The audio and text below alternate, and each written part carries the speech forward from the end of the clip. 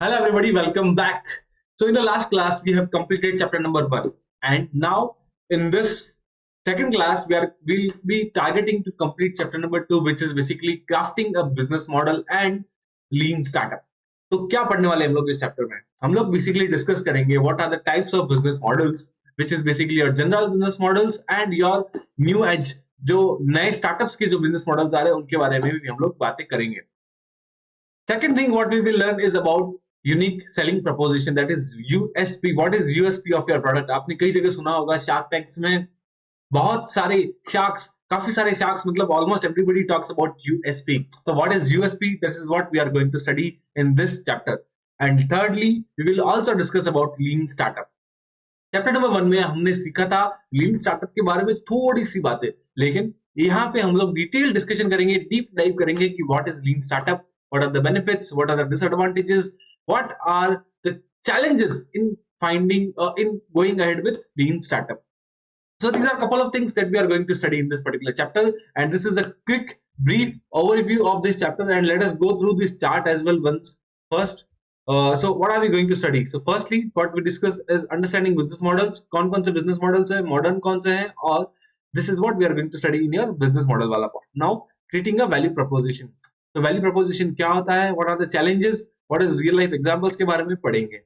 Then analysing business models को analyse करने के लिए क्या क्या होता है, business models canvas, testing and validating business models, and common mistakes that everyone should avoid when planning, when deciding which model business model they should opt for. Then lean startup and business pitching. Business pitching, if I talk about this, consist of the pitch. like investor के सामने pitch करने के लिए आते हैं ना shark tank पे. if you have never watched it, let me tell you, जो पिच करने के लिए you have to go in front of the investors and convince them why your product is viable for them, and आप क्यों वो लोग आपके business में इन्वेस्ट करना चाहिए. जब आपके सामने इन्वेस्टर्स बैठे रहते हैं तो उनके सामने एक पिच डेक बनाया जाता है जो कि पीपीटी के फॉर्म में होता है, और मे बी और any kind other form, visual form में होता है, जहां पे आप लोग उनको बताते हो कि आपके बिजनेस का यूएसपी क्या है, क्या प्रॉब्लम है, क्या सॉल्यूशन आप लेके आए हो, क्या रेवेन्यू, प्रोजेक्टेड रेवेन्यू, तो उस सब के बारे में हम लोग इस पार्ट के अंदर डिस्कस करेंगे. So now without wasting much of time, let us begin.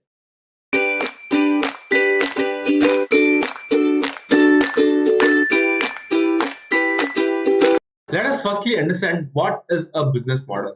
A business model is something that is that you decide by which you are going to earn revenue for your business. For example, मैं अगर food selling business के अंदर हूँ, तो if I am selling food, then that is my business model, that I am selling food and I am generating revenue. So that is a very basic example of what is a business model. So let us understand what is given in your textbook. So a business model describes how an organization creates, delivers, and captures value in economic, social, and cultural and other contexts. In a simple way, a startup's business model determines how one's business makes money. अभी जैसे हम लोग बात करेंगे, for example take example of Paytm. ठीक है, Paytm almost everybody uses. तो what is the business model of Paytm? Paytm का बिजनेस मॉडल क्या है? इनिशियली वो जब आए थे ना, तो वो फ्री में प्रोवाइड करते थे. आप अगर पेटीएम से रिचार्ज भी करते हो ना, तो आपको फ्री होता था. लेकिन अभी वो लोग चार्ज करते हैं 1 rupee, 2 rupee, 3 rupee, depending upon the recharge, right? तो उनका बिजनेस मॉडल क्या था? Initially their business model was just to provide what. सबसे पहले जब वो आए तो क्यूआर कोड लेके आए थे, एक अपना POS, point of sale machine लेके आए थे, और एक वो अपना आवाज आने वाला था ना कि पेटीएम पर एक्स मनी रिसीव्ड, ऐसे करके एक आवाज आती थी, राइट? तो एक वो वाला मशीन वो लेके आए थे. तो पेटीएम का जो इनिशियल बिजनेस मॉडल था, वो लोग क्या करते थे, आपको सर्विसेज प्रोवाइड करते थे विदाउट एक्सचेंज ऑफ मनी. आपसे कोई भी पैसा चार्ज नहीं करते थे. रेदर उन लोग का मार्केटिंग करते थे, वो जो मार्केटिंग पे जो एड्स दिखाते थे उनकी वेबसाइट पे, उनके ऐप के अंदर, तो उसके लिए वो पैसा चार्ज करते थे, and they used to provide you services for free. तो इनिशियली उनका बिजनेस मॉडल वो था. लेकिन इन स्लोली स्लोली वो लोग क्या करने लग गए, slowly slowly they started charging for money, some processing fee, in the sake of processing fee charge करने लग गए, थोड़ा सा रिचार्ज के ऊपर पैसा चार्ज करने लग गए. ठीक है, so those kind of things they started. So उन्होंने अपना धीरे धीरे थोड़ा थोड़ा थोड़ा थोड़ा बिजनेस मॉडल को इंप्रूव किया. So in general, what you should understand is business model is something that will help you to generate revenue for your business and to have a profitable business later on. So this is what a general understanding of a business model. Now, as and when we go deep dive into, then we will understand many more examples. चलो एक दो example और सीख लेते हैं. Zomato. Zomato का business model क्या है? Zomato का business model है सर जी, वो लोग टाई अप करते हैं रेस्टोरेंट्स के साथ में, रेस्टोरेंट से कुछ कमीशन चार्ज करते हैं, डिलीवरी पार्टनर से थोड़ा कमीशन चार्ज करते हैं, and they earn the revenue. So that is their business model. There are couple of many more examples. OYO hotels हो गया. ओयो होटल्स का क्या होता है? ओयो होटल्स के अंदर वो लोग क्या करते हैं, होटल वाले से थोड़ा पैसा चार्ज करते हैं, ठीक है, and they provide you the room services, कि आप उनके ओयो के ऐप पे जाकर के आप लोग क्या कर सकते हो, किसी का भी मतलब बुक कर सकते हो. आई मीन होटल बुक कर सकते हो, जो भी आपको होटल चाहिए होता है, और उनका जो ओयो वालों को उनके साथ टाई अप रहता है, तो सर्टेन परसेंटेज वो लोग क्या करते हैं, अपना रेवेन्यू जनरेट करते हैं वहां से. सर्टेन परसेंटेज ऑफ मनी, अपना जो प्रोसेसिंग फी वगैरह रहता है, जितना भी उनका खर्चा होता है, वो निकालने के लिए वो रेस्टोरेंट्स वालों से और होटल्स वालों से वहां से क्या करते हैं, पैसे लेते हैं, उनसे कमीशन चार्ज करते हैं. एक और एग्जाम्पल हम लोग बात करेंगे, तो that would B basically your Amazon या फिर फ्लिपकार्ट. अमेज़न और फ्लिपकार्ट का बिजनेस मॉडल क्या होता है? अमेज़न और फ्लिपकार्ट का बिजनेस मॉडल, एक तो बिजनेस, उनके काफी सारे बिजनेस मॉडल्स हैं. हम लोग 2 दिन के बारे में बात करेंगे. तो जैसे कि अमेज़न है. अमेज़न पे हम लोग सब सर्विसेज प्रोवाइड करते हैं. सब हम लोग सब यूज़ करते हैं, कुछ ना कुछ तो मंगवाते रहते हैं. तो क्या होता है? अमेज़न का एक तो खुद का वेयरहाउस है, जहाँ से वो लोग डायरेक्टली प्रोडक्ट को सेल करते हैं. तो एक तो बिजनेस मॉडल वो हो गया कि डायरेक्टली वो अपने खुद के वेयरहाउस से कस्टमर्स को सर्व करते हैं.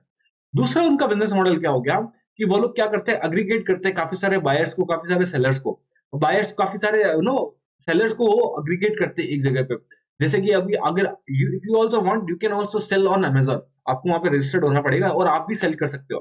तो एक बिजनेस मॉडल तो ये हो गया कि वो खुद की प्रोडक्ट्स डायरेक्टली कंज्यूमर्स को सेल कर रहे हैं, ये एक हो गया. दूसरा क्या हो गया कि काफी सारे सेलर्स आकर के वो प्रोडक्ट सेल करते हैं अमेज़न के थ्रू. जैसे अगर मैंने कोई भी अपना प्रोडक्ट लिस्ट कर दिया अमेज़न पे, तो जब कस्टमर का ऑर्डर आएगा तो मैं प्रोडक्ट डिलीवर करूंगा कस्टमर को, रेदर देन अमेज़न. सो उनका दूसरा बिजनेस मॉडल हो गया. एक उनका बिजनेस मॉडल और ये है कि वो लोग क्या करते हैं, क्लाउड कंप्यूटिंग की सर्विसेज प्रोवाइड करते हैं. मतलब अमेज़न वेब सर्विसेज करके होता है, एडब्ल्यूएस करके बोला जाता है, जहां पे अपने जितने भी वीडियो लेक्चर्स वगैरह होते हैं, या फिर जितने भी वेबसाइट होस्टिंग वगैरह होती है, तो वो काइंड ऑफ सर्विसेज भी प्रोवाइड करते हैं. तो एक बिजनेस के there can be multiple business models. तो इस तरीके से बेसिक अंडरस्टैंडिंग आप ले सकते हो कि बिजनेस मॉडल क्या होता है. Now, when choosing a startup business model, the founder usually consider the following. जब आप कोई बिजनेस मॉडल चूज कर रहे हो अपने बिजनेस के लिए, तो आपको कई सारी चीजों को आपको क्या करना पड़ेगा. Then many things you will have to look for it. Just give me a second. Yeah. तो आपको काफी सारी चीजों के बारे में जानकारी रखनी पड़ेगी. So what are those specific questions that you need to consider when you are developing the business model? So firstly, you should understand what is the specific problem that your business is going to solve. In the previous class, we had taken the example of Zomato. अब जोमेटो का main problem क्या था, कि main solution क्या था problem के लिए, कि प्रॉब्लम ये था कि लोगों को नहीं मालूम था कि अच्छे रेस्टोरेंट्स कहाँ पे मिलते हैं. तो उन्होंने रेस्टोरेंट डिस्कवरी प्लेटफॉर्म चालू किया, फूडी बाई के नाम से, ठीक है.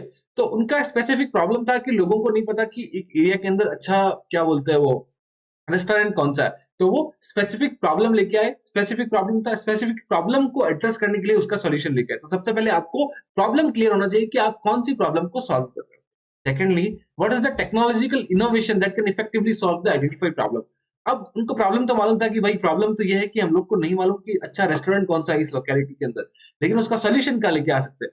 वो एक ऐसा ऐप डेवलप कर सकते हैं जहां पे वो लोग जितने भी आसपास के रेस्टोरेंट है वहां पे लिस्ट कर सकते हैं, और उनकी रेटिंग दी हुई होगी कि कौन सा रेस्टोरेंट अच्छा है, और उसके हिसाब से आप सिलेक्ट कर सकते हो. तो टेक्नोलॉजिकल इनोवेशन क्या हुआ इसके अंदर? टेक्नोलॉजिकल इनोवेशन जो हुआ, that is basically your software, जो ऐप उन्होंने डेवलप किया वो वाला.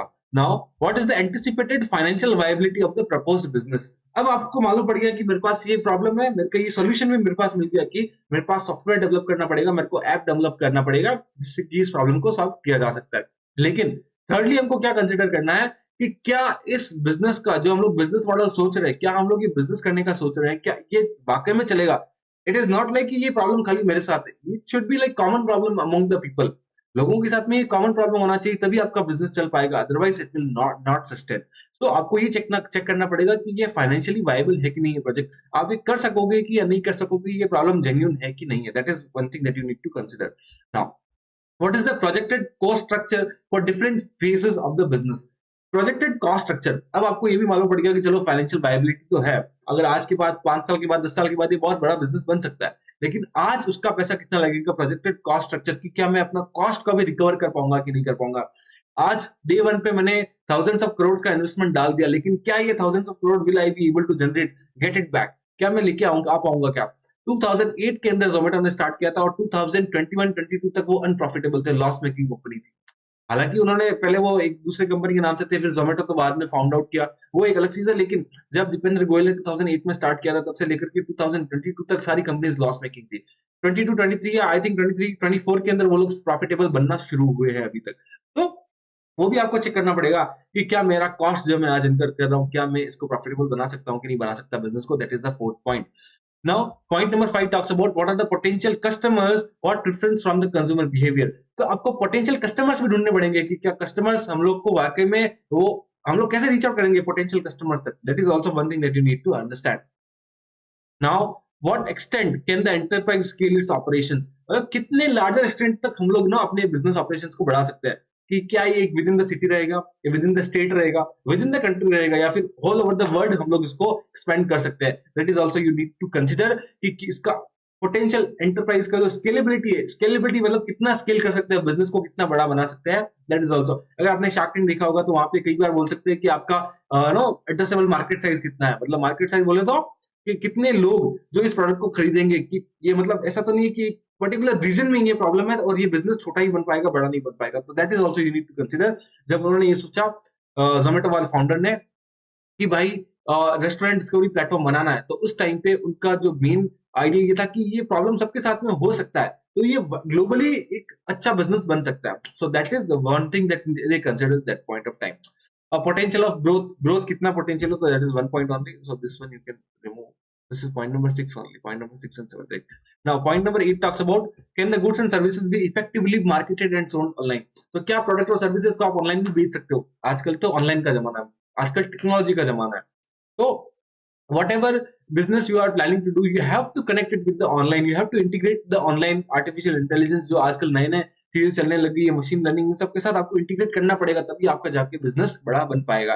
तो ये भी देखो कि क्या ये बिजनेस को हम लोग ऑनलाइन ला सकते हैं कि नहीं ला सकते। और the sales and distribution strategies, sales and distribution के लिए क्या स्ट्रैटेजी रहेगी। हम लोग अभी जैसे जोमेटो के एग्जांपल में तो डायरेक्टली उनका क्या था कि भाई सॉफ्टवेयर डेवलप किया था और वो ऑटोमेटिकली उनको मार्केटिंग करना था तो बिक जाएगा। अभी जैसे कोई अगर आप प्रोडक्ट लेके आते हो, कोई मार्केट में प्रोडक्ट लेके आते हो, आपने कोई इनोवेटिव मशीन बिल्ड किया, आपने सपोज कीजिए, तो आप उसका सप्लाई चेन कैसे मैनेज करोगे। सप्लाई चेन बोले तो how will you reach to the ultimate consumer, जो कंज्यूमर है उसके पास तक आप कैसे पहुंचोगे। So that is the biggest hurdle in today's world. तो वो एक बहुत बड़ा प्रॉब्लम है कि आप लोग वहां तक कैसे पहुंच पाओगे। So that is again you need to consider now. तो these are certain points, and the last point number 9 which we skipped is how will the revenue will be derived। तो revenue कैसे जनरेट होगा। हम लोग software products बेचेंगे, services बेचेंगे, उसका cost incur होगा और जो प्रॉफिट बचेगा whether it is profitable or not, that is also you need to consider। so these are certain questions that you need to consider when you are developing a business model। I hope you have understood। so एक क्या होता है ना कि exam में कैसे वो question पूछ सकते हैं कि आपको एक पूछेंगे कि what are the basic you know एक स्टार्टअप का बिजनेस प्लान बना रहे हो आप, एक स्टार्टअप के लिए बिजनेस मॉडल बना रहे हो, तो आप क्या-क्या चीजों को कंसीडर करोगे when you are developing the startup का बिजनेस मॉडल। तो आप एक बार क्विकली 2-3 बार इन चीजों को पढ़ोगे ना, तो आपके दिमाग में बैठ जाएगा कि अच्छा ये ऐसे-ऐसे होता है। और कोई भी एक और एग्जांपल, आप ऑड ऑप्शन दिया हुआ रहेगा तो आपको उसको स्ट्राइक ऑफ करना है, मतलब वही आपका रॉन्ग आंसर होगा। या फिर ऐसा भी हो सकता है कि एक एक करेक्ट आंसर हो, बाकी सारे के सारे रॉन्ग आंसर, तो आपको उसमें से आइडेंटिफाई करना पड़ सकता है कि इनमें से सही ऑप्शन कौन सा होगा। लिटिल ट्रिकी, थोड़ा सा डीप हो सकता है कि आपको थोड़ा ध्यान से पढ़ना पड़ेगा, ध्यान से सुनना पड़ेगा, लेकिन क्या कर सकते हैं। तो this is what it is, right now. सबसे पहले हम लोग ने बिजनेस मॉडल के बारे में समझा कि बिजनेस मॉडल क्या होता है, काफी सारे एग्जांपल्स भी समझे हमने, जोमेटो का, ओयो का, अमेज़न का भी एग्जांपल समझा कि वो लोग कैसे बिजनेस मॉडल करके होते हैं। Now let us move on to the what are the general business model. तो मैंने बताया ना कि बिजनेस मॉडल दो भागों में डिवाइडेड है, general business model, modern business model.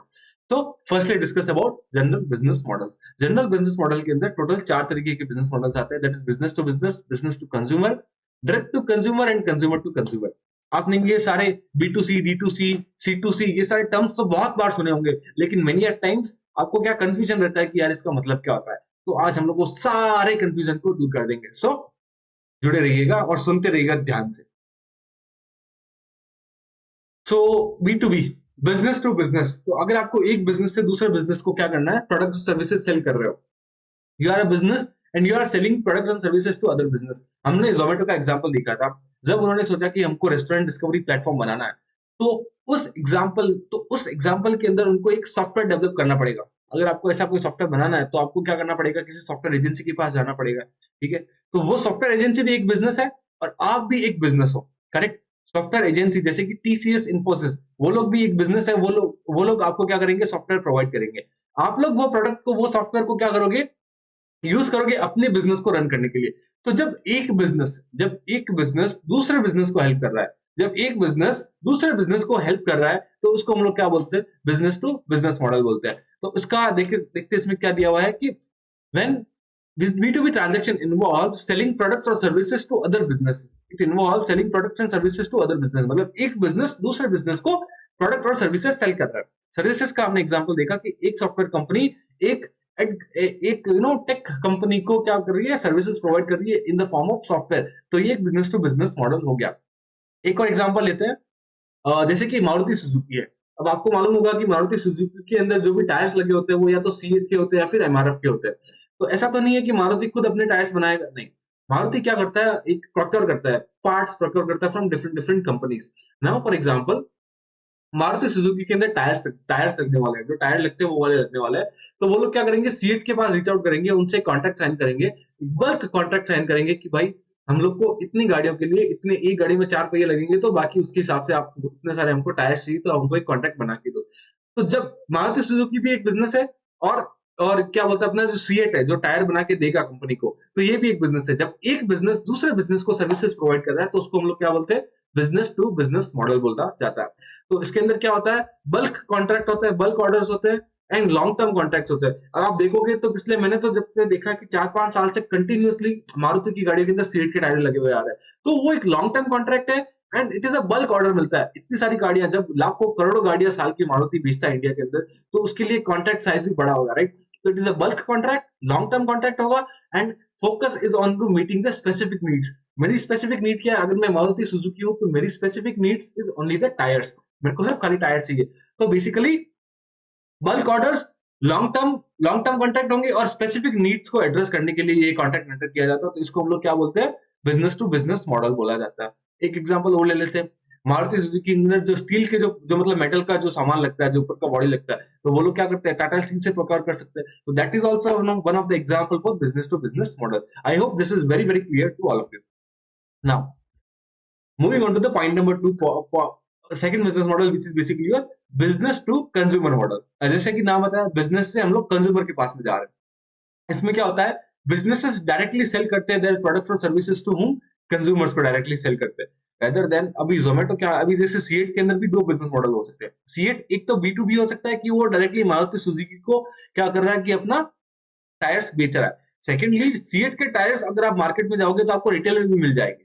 अगर आप मार्केट में जाओगे, अगर आपको आपकी गाड़ी का टायर खराब हो गया है, तो आप सीएट वाले की एजेंसी के पास में जाओगे तो आपको क्या मिलेगा, सीएट का भी टायर मिल जाएगा। तो एक बिजनेस का मल्टीपल बिजनेस मॉडल्स हो सकते हैं। That is first thing that you should be very clear. तो सीएट का एक बी2बी एग्जांपल क्या हो गया, बी2बी हो गया कि भाई जनरल बी2बी हो गया कि हम लोग मारुति सुजुकी को टायर सप्लाई करेंगे उनकी गाड़ियों में यूज होने के लिए। दूसरा, हम लोग रिटेलर्स को सप्लाई करेंगे। अगर किसी का गाड़ी खरीदने के बाद अगर मेरी गाड़ी का पहिया खराब हो गया, मेरी गाड़ी का व्हील खराब हो गया, तो मैं क्या करूंगा, मैं जाऊंगा वहां पे, मैं उनसे टायर खरीदूंगा और अपनी गाड़ी के अंदर रिप्लेस करवा लूंगा। So that is the another business model of CEAT limited. तो I hope this is very very clear. इसका 2-3 एग्जांपल और समझ लेते हैं। जैसे कि आपने आईटीसी की प्रोडक्ट्स आते हैं, आईटीसी की सिगरेट्स आते हैं।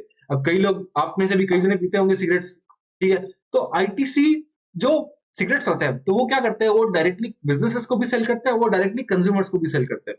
और जब वो कंज्यूमर्स को सेल करते हैं तो उसमें 2-3 स्टेप्स आ जाते हैं। जैसे कि मैन्युफैक्चरर हो गया, मैन्युफैक्चरर्स के बाद में हो जाएगा रिटेल सप्लायर के पास में, सप्लायर से रिटेलर के पास में, और फिर वो हम लोग अल्टीमेट कंज्यूमर्स के पास में आते हैं। तो यहाँ पे क्या होता है, बीच में 2-3-4 तरीके के इंटरमीडियरीज हो सकते हैं।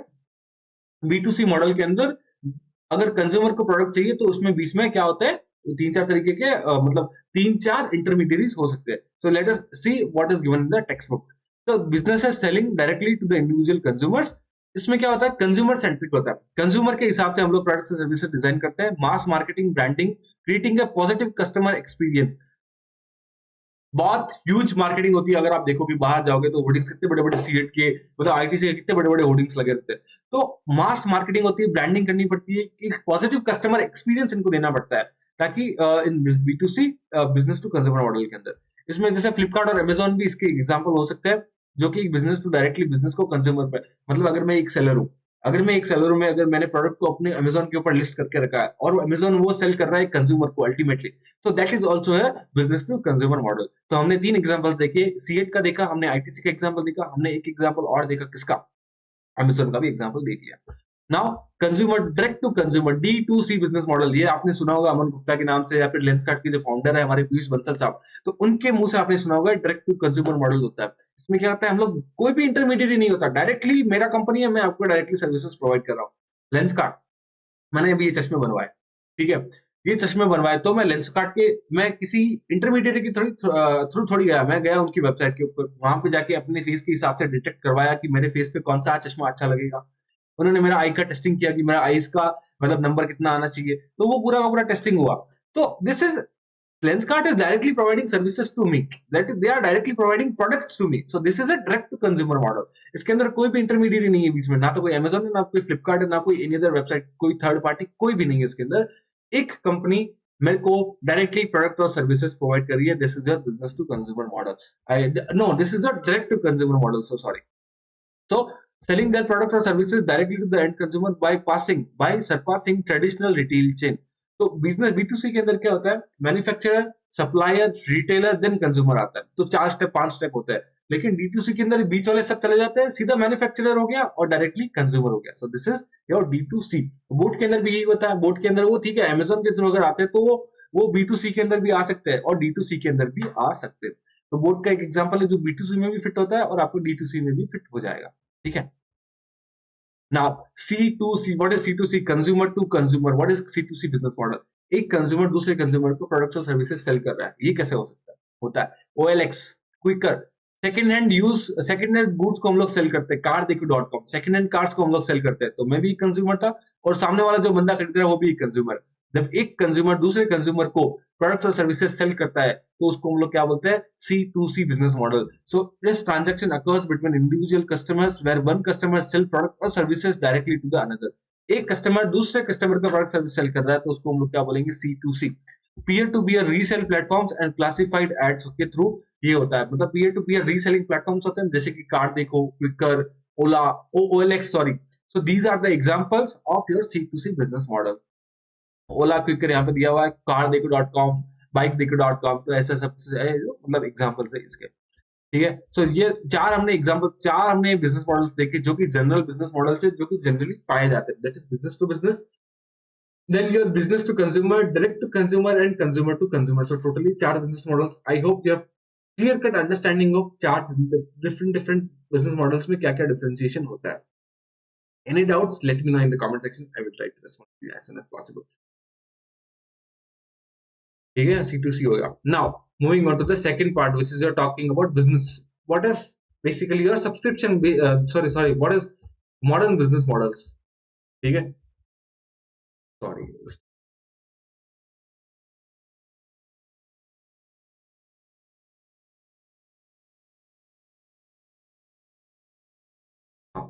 So second, we understood about general business models. Now let us understand about modern business models. So modern business models क्या होते हैं? इसके अंदर काफी सारे तरीके के बिजनेस मॉडल्स बताए गए, लगभग 6-7 तरीके से भी ज्यादा के, जो कि नॉर्मली नए स्टार्टअप्स मेजरली किसी भी एक कैटेगरी के अंदर फॉल करेंगे या फिर एक से ज्यादा में भी फॉल कर सकते हैं। जैसे कि मैंने पहले भी बताया था, एक बिजनेस के मल्टीपल बिजनेस मॉडल्स हो सकते हैं। और सुनो, what are the modern type of business model. सबसे पहले हम लोग बात करेंगे सब्सक्रिप्शन बेस्ड बिजनेस मॉडल्स की।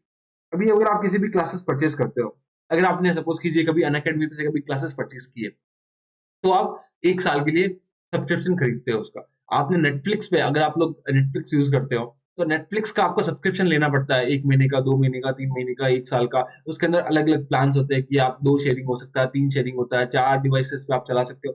तो अलग-अलग सब्सक्रिप्शन के हिसाब से मॉडल्स होते हैं कि आपको अगर 1 बंदे के लिए अगर चाहिए और 1 महीने के लिए चाहिए, आपको 199 देना पड़ेगा।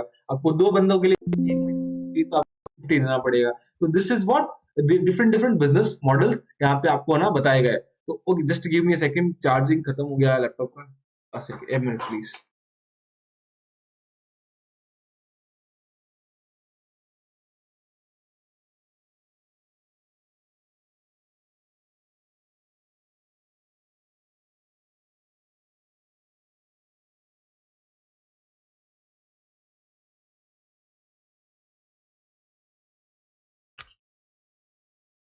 सॉरी। तो हम लोग ने क्या बात कर रहे थे कि एक बिजनेसेस के मल्टीपल बिजनेस मॉडल्स हो सकते हैं।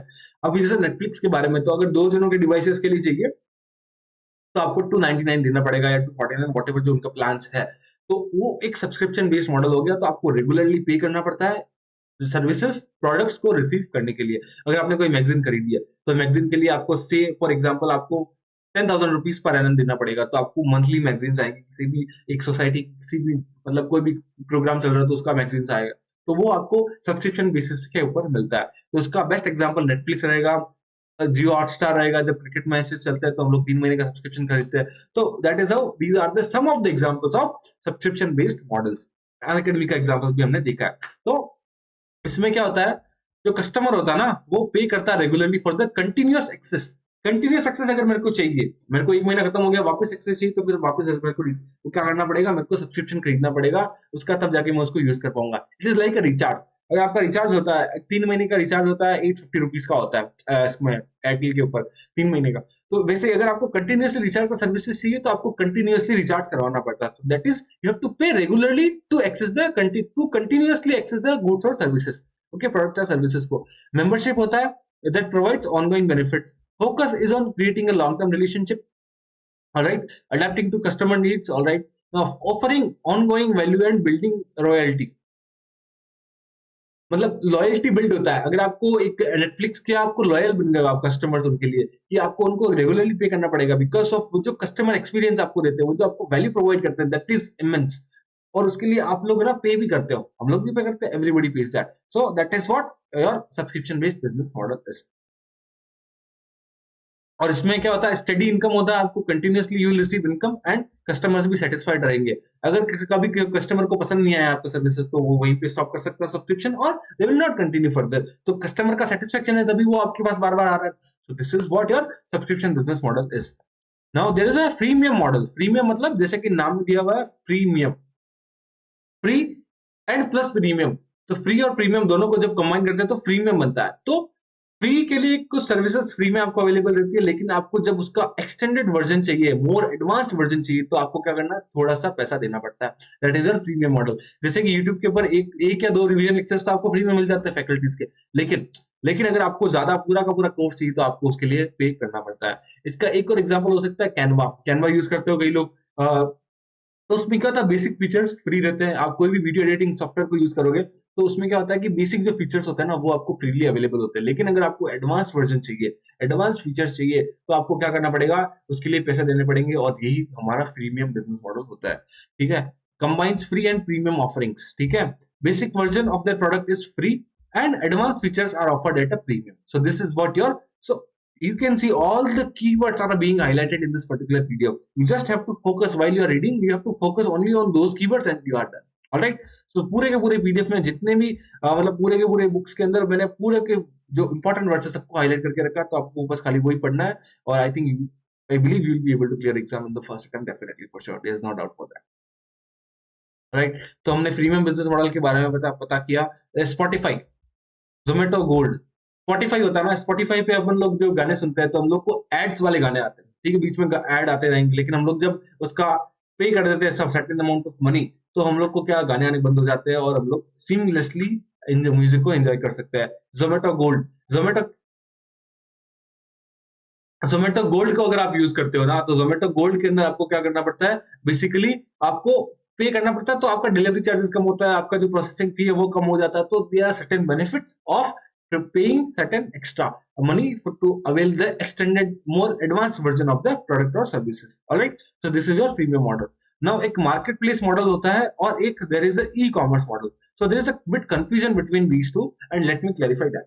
So marketplace और e-commerce। अब marketplace मॉडल क्या होता है, marketplace मॉडल के अंदर क्या होता है कि अग्रीगेटर मॉडल भी बोला जाता है इसको हम लोग क्या बोलते हैं, इसको हम लोग अग्रीगेटर मॉडल भी बोलते हैं। You have to be very clear, it is also called as aggregator model. Aggregate करता है कई लोगों को, जैसे अभी ओला का एग्जांपल है, स्विगी का एग्जांपल है, उबर का एग्जांपल है, जोमेटो का एग्जांपल है।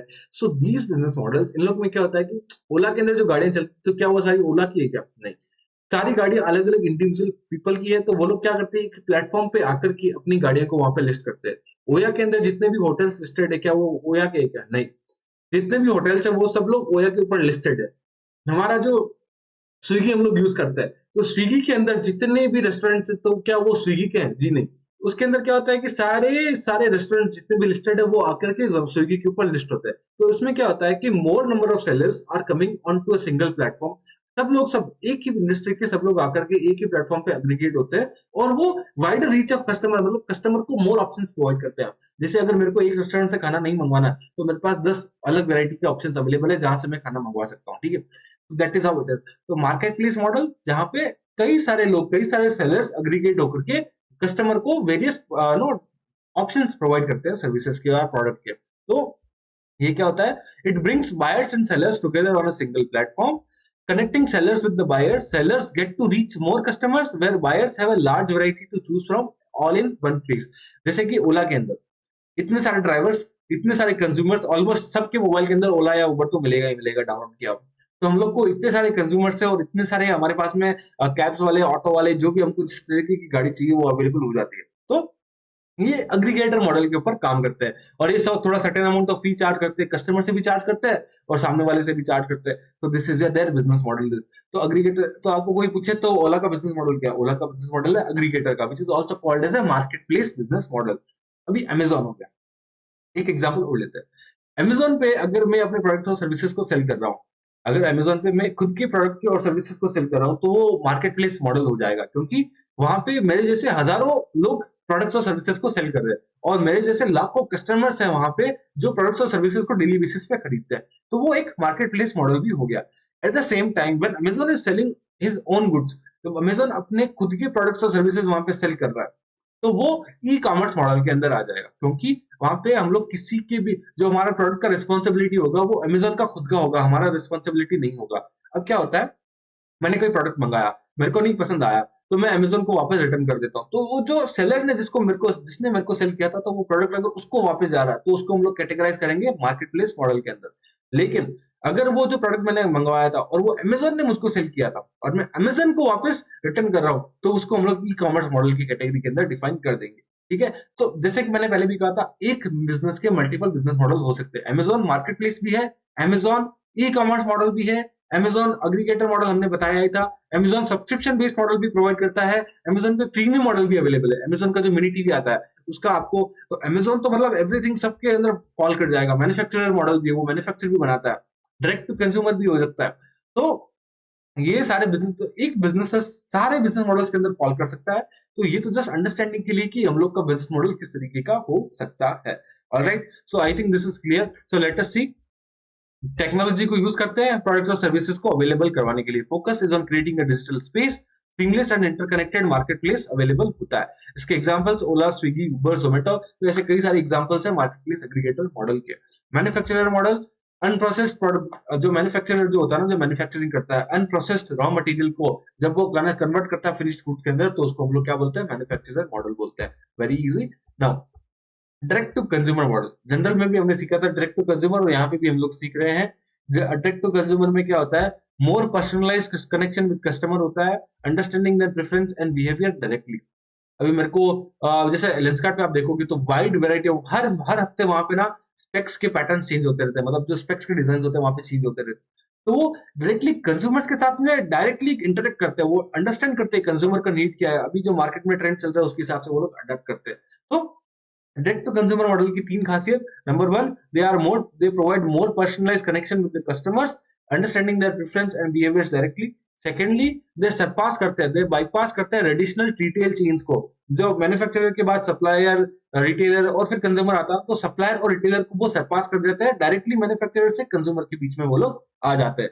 And third point which talks about is they a conducive environment for D2C brand to reach and engage with large target audience more effectively। मतलब अभी आप एक ऑनलाइन के थ्रू अगर आप कस्टमर्स के साथ पहुंच रहे हो, तो आप वाइडर वैरायटी ऑफ कस्टमर, कोई भी, मतलब इस देश के किसी भी कोने में अगर कोई व्यक्ति बैठा तो उसके साथ आप रीच आउट कर सकते हो। तो D2C मॉडल्स की ये बेनिफिट्स होते हैं। Now e-commerce model, we have also understood along with the aggregator model, but let us go through it. So digital approach होता है, in which business sell करता है प्रोडक्ट और सर्विसेज ऑनलाइन। मैं खुद का बिजनेस अगर ऑनलाइन प्रोडक्ट और सर्विसेज सेल कर रहा हूं, तो मेरा वो ई कॉमर्स बिजनेस मॉडल है। D2C जैसे कि बोट खुद की वेबसाइट से भी सेल करता है तो वो ई कॉमर्स मॉडल है। बोट डायरेक्टली कंज्यूमर्स को सेल करता है तो वो D2C बिजनेस मॉडल की है, ठीक है। तो this is how it is. Facilitate transaction offering a convenient and accessible shopping experience. All right. Okay, sharing economy model. अब शेयरिंग इकोनॉमी मॉडल के अंदर क्या होता है? शेयरिंग इकोनॉमी मॉडल जैसे ओयो हो गया, ओला हो गया, उबर हो गया, ये सारी शेयरिंग इकोनॉमी है। इसमें क्या होता है? इसको हम लोग collaborative and gig economy model भी बोलते हैं। तो आपको एमसीक्यू आ सकता है कि इनमें से कौन सा शेयरिंग इकोनॉमी मॉडल है। आई मीन वो दे सकते हैं कि बिजनेस मॉडल है, अब फाइंड आउट करो कि ये कौन सा बिजनेस मॉडल है। तो आपको आइडेंटिफाई करना पड़ सकता है। अब तो आपको वहां पे मालूम तो पड़ गया कि ओला के जैसे का बिजनेस मॉडल है, लेकिन you are not able to figure out कि ना, you are not able to figure out कि ये कौन सा बिजनेस मॉडल है, बिकॉज शेयरिंग इकोनॉमी मॉडल का ऑप्शन नहीं दिया हुआ। तो यू हैव टू अंडरस्टैंड कि it is also called as a collaborative and gig economy business model. Digital platforms होते हैं, ठीक है, इंडिविजुअल शेयर रिसोर्सेज और services through digital platforms, Airbnb, Dunzo, ये एक्सेट्रा, इनके क्या है एग्जांपल्स है शेयरिंग इकोनॉमी बिजनेस मॉडल, ठीक है। Low cost entrepreneurs by providing them with a platform to monetize their assets and skills, their contribution to the economy.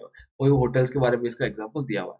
अब हम लोग बात करेंगे very important concept which is bootstrapping. Bootstrapping का आप लोग अब जो ईएफएम के अंदर भी पढ़ोगे what is bootstrapping, but let us understand bootstrap में क्या होता है कि आपका बिजनेस जो होता है ना, कोई भी एक्सटर्नल फंडिंग नहीं लेता, किसी से भी आप पैसा नहीं लेते हो। आपने बिजनेस किया, प्रोडक्ट सेल किया, रेवेन्यू रिसीव किया, अपने अपने खर्चे पे किए, जो पैसा बचा उसको आप री इन्वेस्ट करते हो अपने बिजनेस के अंदर। आप किसी भी तरीके का पैसा किसी से भी नहीं लेते हो in the form of equity और something. In the form of equity debt आप ले सकते हो, लेकिन उसका आप रीपेमेंट कर दोगे, आपका डेट खत्म हो जाएगा। लेकिन you are not issuing any kind of equity to any person, right. जैसे कि इसका क्लासिक एग्जांपल जीरोधा। जीरोधा इतना बड़ा बिजनेस मॉडल बन चुका है, उसका उनका रेवेन्यू है, उनका जो नेट प्रॉफिट है that is somewhere around 4000-5000 crore rupees का रेवेन्यू पर एनम का। तो इतना बड़ा बिजनेस बना लिया, लेकिन एक भी परसेंट का इक्विटी डायल्यूट नहीं किया हुआ। ऑलराइट। तो जो जोमेटो है, जीरोधा है, सो जीरोधा का जो बिजनेस मॉडल है वो कंप्लीटली बूटस्ट्रैप्ड है। मतलब बूटस्ट्रैप मतलब खुद से ही पूरे बिजनेस को ग्रो किया है, किसी का भी एक्सटर्नल फंडिंग उन्होंने नहीं लिया है। So it is a strategic approach in which, तो बूटस्ट्रैप क्या हो गया? एक strategic approach in which entrepreneurs and in which entrepreneurs fund and develop their startups using personal resources and revenue generated by the business without relying on the external financing. External financing बोला तो equity वगैरह पे finance हम लोग rely नहीं कर रहे हैं, हम लोग अपने ही खुद के पैसे से या फिर हमारा जो बिजनेस का जो रेवेन्यू जनरेट हो रहा है उसी पैसे से हम लोग अपने बिजनेस को आकाश की ऊंचाइयों पे पहुंचा रहे हैं। तो this is what your bootstrapping का concept is. That's all. Now let us move forward with creating a value proposition. Now let us start with value proposition. So many a times you would have heard about USP, unique selling proposition. So part of it is creating a value proposition. How do you create a value proposition? Before moving forward, value proposition, what is value proposition?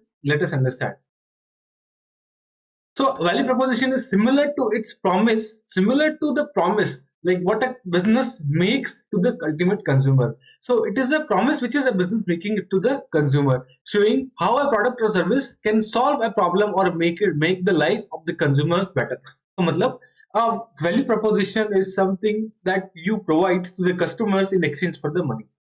उनकी life को sort out करने के लिए, उनकी life की problems को, hurdles को, problems को कम करने के लिए the product or services that you are offering, and the money, the consideration, the revenue that you are generating is against to that services is basically your unique selling proposition, or you would say is your value proposition.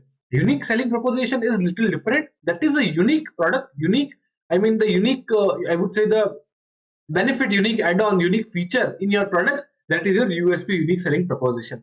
Whereas the value proposition is something that is a promise, like this is the problem, I will be there, I will be providing you a product or services जो कि आपकी problem को solve कर देगा, and against which I will charge a certain amount of money. So that is a value proposition that is provided to the consumers. Now, what makes a good value proposition? एक value proposition को अच्छा मतलब कैसे हो सकता है कि आप कैसे consumers को at the same money provide a more better advanced solution. तो उसके लिए कस्टमर के लिए relevance होना चाहिए. The product, सबसे पहले आपको क्या होना चाहिए, जो प्रोडक्ट आप जो प्रोवाइड कर रहे हो कस्टमर्स को, उससे पहले आप अंडरस्टैंडिंग लो कि what is the customer's का preference, what is the benefit of the customer, what is the need of the customer that they want. मतलब जो कस्टमर का बिहेवियर, कस्टमर का प्रेफरेंस, कस्टमर का need you should consider before providing, before developing, before making a promise to the consumer.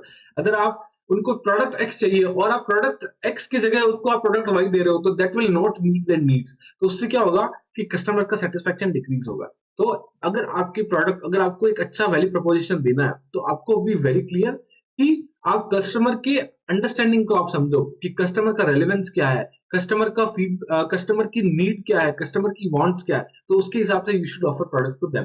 For example, Zerodha does it well by providing people an easy way to find and get food they like। तो इससे क्या होता है, जोमेटो का value proposition क्या है कि हम लोग आपको अच्छा, आपको जो पसंद है वो प्रोवाइड करेंगे, लेकिन आपको थोड़ा सा हमको पैसा देना पड़ेगा। So that is what their value proposition is. To be customer relevant, startup must study what people want and need. This is what we have discussed. This helps them to create a product or service that really helps customers and building a strong connection। मतलब customers को एक strong connection build करने में help out करता है। So this is the one benefit of one essential of providing a good value proposition। So firstly, customer relevance, you have to be very relevant to the customers to provide them with ultimately what they need and ultimately what they want। सबसे secondly, unique differentiation, आपको एक uniqueness लाना पड़ेगा कि why your product is only the one which can solve their problem। वैसा भी हो सकता है कि मार्केट के अंदर और भी अवेलेबल प्रोडक्ट्स होंगे, जैसे स्विगी के अलावा जोमेटो भी है, जोमेटो के अलावा स्विगी भी है। तो why you should you should clearly communicate। तो इससे यूनिक डिफरेंशिएशन से पहले you should clearly communicate with them कि what is your unique, what is your unique product, what is the uniqueness in your product that is not there in others product। So that is the second essential, that you have to be very clear while helping them understand why your product and services are the best। So you should be clearly communicating why they should choose a product or service of yours only। ठीक है, it helps people make faster decisions। Understand, avoiding complicated terms, complicated terms को मत avoid करो, एक simple and basic understanding दो consumer को कि why your product is the best. This is the point number 2। And the unique differentiation you should show कि what makes your product special, कि आपके प्रोडक्ट में ऐसा क्या स्पेशल है जो कि दूसरे के पास में नहीं है। तो अगर आप ये तीनों चीजें करते हो तो ही आप अपनी प्रपोजिशन को, वैल्यू प्रपोजिशन को अच्छा बना सकते हो, बेहतर बना सकते हो। Now, elements to be considered while creating a strong value proposition। जब आप अपने लिए, अपने बिजनेस के लिए एक स्ट्रॉन्ग वैल्यू प्रपोजिशन बना रहे हो, तो आपको कौन से एलिमेंट्स को कंसिडर करना चाहिए, तो मतलब क्या क्या स्टेप्स होंगे to have a strong value proposition. सबसे पहले, नो द ऑडियंस। आप कौन से स्पेसिफिक सेक्टर को, कौन से स्पेसिफिक रीजन को, कौन से स्पेसिफिक जियोग्राफी को आप टारगेट कर रहे हो, कौन से स्पेसिफिक पर्टिकुलर कस्टमर्स नीश को आप टारगेट कर रहे हो। दैट यू शुड अंडरस्टैंड कि आपका जो टारगेट कस्टमर है, आप कौन से ऑडियंस को टारगेट कर रहे हो। ऐसे जोमेटो का था, Zomato is targeting everybody, targeting a middle class, rich people, poor class, below poverty line, everybody they are targeting। Alright, तो उनका जो टारगेट कंज्यूमर है वो सब कुछ है, सब लोग है। तो ऐसे यू शुड अंडरस्टैंड कि what is your audience, you should understand the target audience कि आप कौन से ऑडियंस को आप टारगेट कर रहे हो। नीड्स एंड चैलेंजेस, उनके टारगेट ऑडियंस को समझो कि आपका ऑडियंस कौन है, उनके नीड्स, चैलेंजेस और डिजायर्स क्या है उनको समझो, और एक कॉम्प्रिहेंसिव अंडरस्टैंडिंग लो कंपनी के कस्टमर केस बेस के बारे में कि आपका कस्टमर का बेस कौन सा रहेगा, उसके लिए कि आप एक understanding low. So that is the first step, that is you should know the audience. Now identify the unique benefits. Unique benefits identify करना मतलब you should identify the,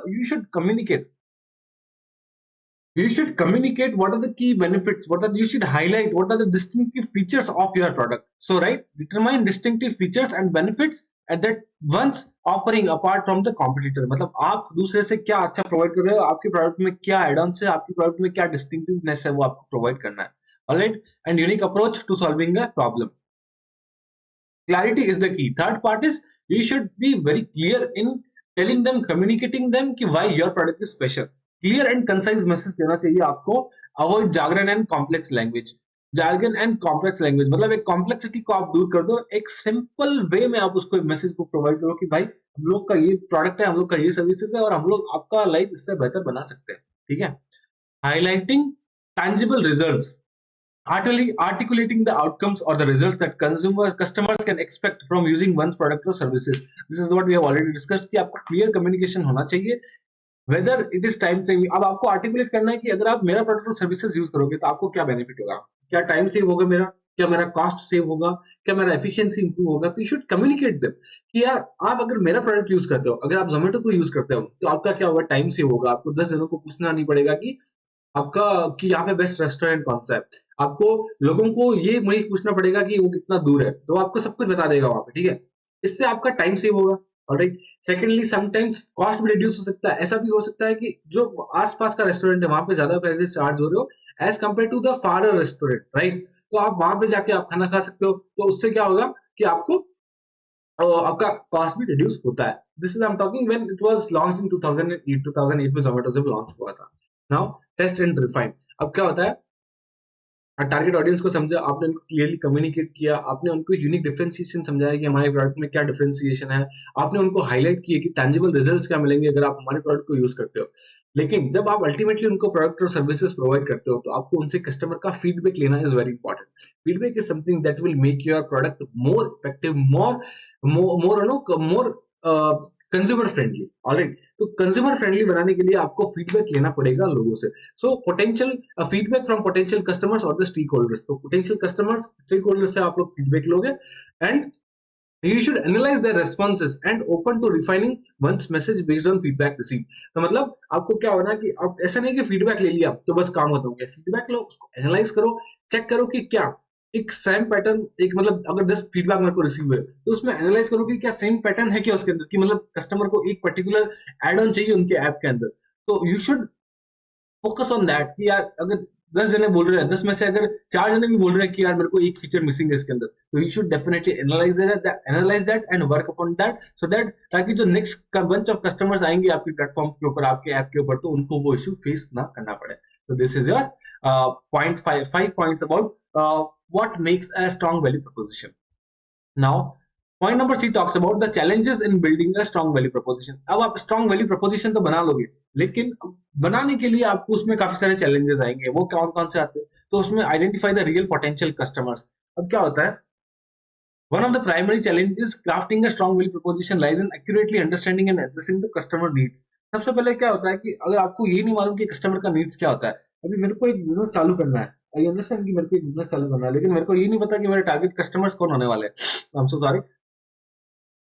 One of the primary challenges creating a strong value proposition lies accurately understanding and addressing the customer needs। कि customer का needs क्या है उसको understand करने में आपको बहुत बड़ा प्रॉब्लम होता है कि कस्टमर के नीड्स को हाउ विल यू आइडेंटिफाई कि कस्टमर क्या चाहते हैं, कैसे पता करोगे। उसके लिए आपको डीप मार्केट रिसर्च करनी पड़ेगी, आपको बहुत सारा R&D में पैसा खर्च करना पड़ेगा, आपको बहुत सारे सर्विस कंडक्ट करने पड़ेंगे। ऑलराइट। सो ऐसे काफी सारे चैलेंजेस, अब वो करने के लिए आपके पास पैसा चाहिए होगा, तो पैसा कहाँ से आएगा, तो वो भी अगेन चैलेंज बन जाता है। ठीक है। तो identifying the real potential customers, जो आपके अल्टीमेट कंज्यूमर्स बनेंगे, कस्टमर्स बनेंगे इन द फ्यूचर, तो वो बिकम्स वेरी डिफिकल्ट। ठीक है। Second point is easy replication by the competitors. अब क्या होता है कि ठीक है आपने आइडेंटिफाई कर लिया, बहुत पैसा लगा के बहुत मेहनत करके आपने निकाल दिया, अब क्या होगा, उसका कॉम्पिटिटर खड़ा हो जाएगा। जोमेटो आया, उसके देखा देखी सेम बिजनेस मॉडल पे स्विगी आ गया, पेटीएम आया था, उसका दिख रही कि सेम मॉडल पे भारत पे आ गया। तो इजी रेप्लिकेशन कर सकते हैं। मेहनत आपने किया पूरा, लेकिन आपने सुना होगा Ashwini Grover many time says कि जो बंदा जो फर्स्टली कोई प्रोडक्ट लॉन्च करता है, जो एक ऐसा प्रोडक्ट, ये यूनिक प्रोडक्ट प्रोवाइड करता है मार्केट के अंदर, वो तो खाली सेवा करता है। असली पैसा वो बंदा बनाता है जो उसको रेप्लिकेट करता है, जैसा कि अश्विनी ग्रोवर ने किया, उनकी कंपनी भारत पे नहीं किया। पेटीएम वालों ने तो खाली सेवा की लोगों की, लेकिन असली पैसा तो भारत पे नहीं बनाया। Within the span of 2-3 years they made 10,000 crore का company. So that is what they are, this point is also trying to say कि easy replication by the competitors, मतलब जो competitors होते हैं वो आराम से आपके बिजनेस मॉडल को, आपके यूएसपी को, आपके वैल्यू प्रोपोजिशन को आराम से कॉपी कर सकते हैं। तो that is again a very big challenge.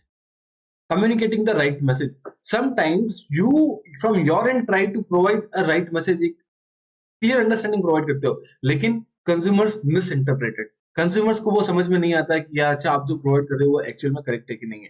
तो effectively communicating in a concise manner is also a difficult and a challenging thing to do right now. Okay. Adaptability to market changes. अब क्या होता है, market change होता है frequently, तो you should be very very agile. Agile development के बारे में हम लोग पढ़ेंगे चैप्टर नंबर 3 के अंदर। तो अजाइल डेवलपमेंट एक मेथोडोलॉजी होता है, अजाइल यहाँ पे बड़ा एक मेथोडोलॉजी होता है, जिसके बारे में हम लोग चैप्टर नंबर 3 में डिस्कस करेंगे। तो entrepreneurs need to be agile and ready to modify their value proposition as market trends and customer expectations shift. जैसे ही मार्केट में ट्रेंड शिफ्ट होते हैं, कस्टमर का एक्सपेक्टेशन शिफ्ट होता है, आपको क्या करना होता है, अडेप्टेबल होना पड़ता है, आपको अपने वैल्यू प्रोपोजिशन को मॉडिफाई करना पड़ता है।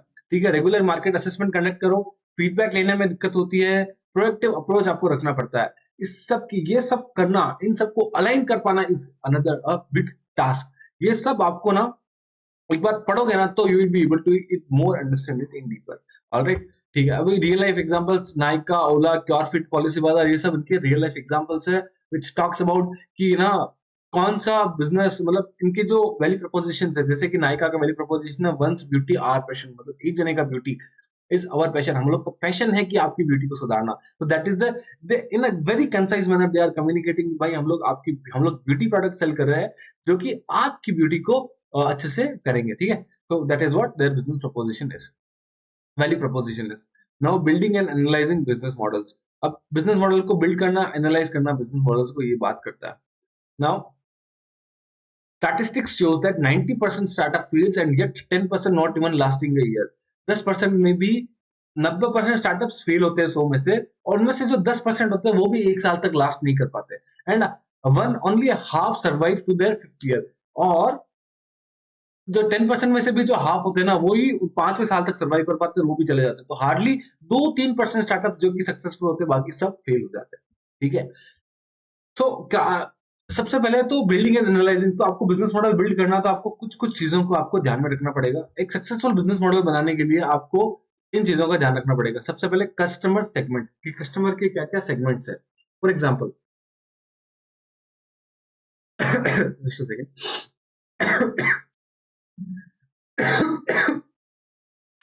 क्राफ्टिंग ए सक्सेसफुल बिजनेस मॉडल। अगर आपको भी एक सक्सेसफुल बिजनेस मॉडल बनाना है तो आपको क्या क्या चीजें ध्यान में रखना। Customer segments,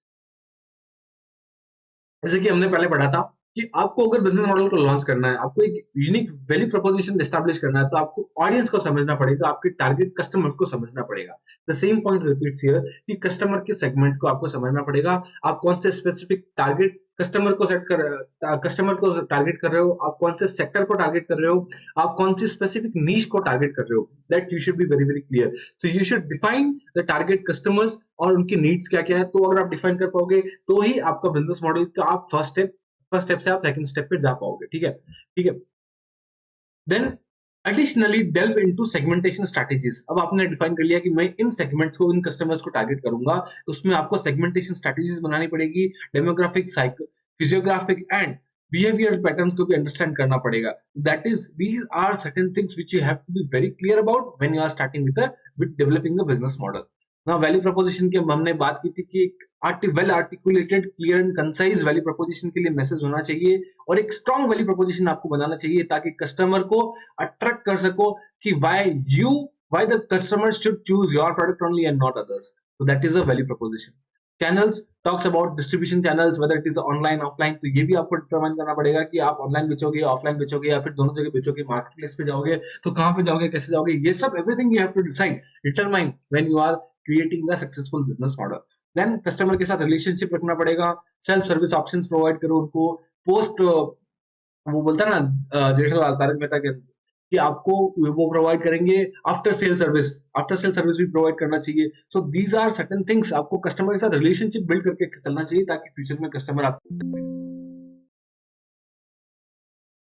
just a second, I think laptop is on words to going out. So the fourth point is basically your customer relationship. So this could include your personalized services, self-service options, after-sale services। जो मैंने बोलता ना, आपने जेठालाल बोलता ना तारक मेहता के अंदर कि हम लोग का आफ्टर सेल सर्विस तो बेस्ट है। तो वो वाला ही चीज यहाँ पे कि कस्टमर के साथ रिलेशनशिप रखने के लिए आपको उसको आफ्टर सेल सर्विस तो क्वालिटी अच्छी देनी ही पड़ेगी। पर्सनलाइज सर्विसेज दो, जैसे कि जिस तरह पर्सनलाइज चीजें होती है ना, जैसे अगर आप पेन बेच रहे हो तो पेन के ऊपर आपका नाम लिखा रहता है, जिसको भी आप गिफ्ट कर रहे हो उसका नाम लिख के दे सकते हो। तो दोस काइंड ऑफ थिंग्स उनके साथ में आप पर्सनलाइज करो चीजों को, ताकि दैट फील्स लाइक ओके, अच्छा ये मेरी ही चीज है। सेल्फ सर्विस का ऑप्शन दो। These are certain things which you need to definitely consider when crafting a successful business model।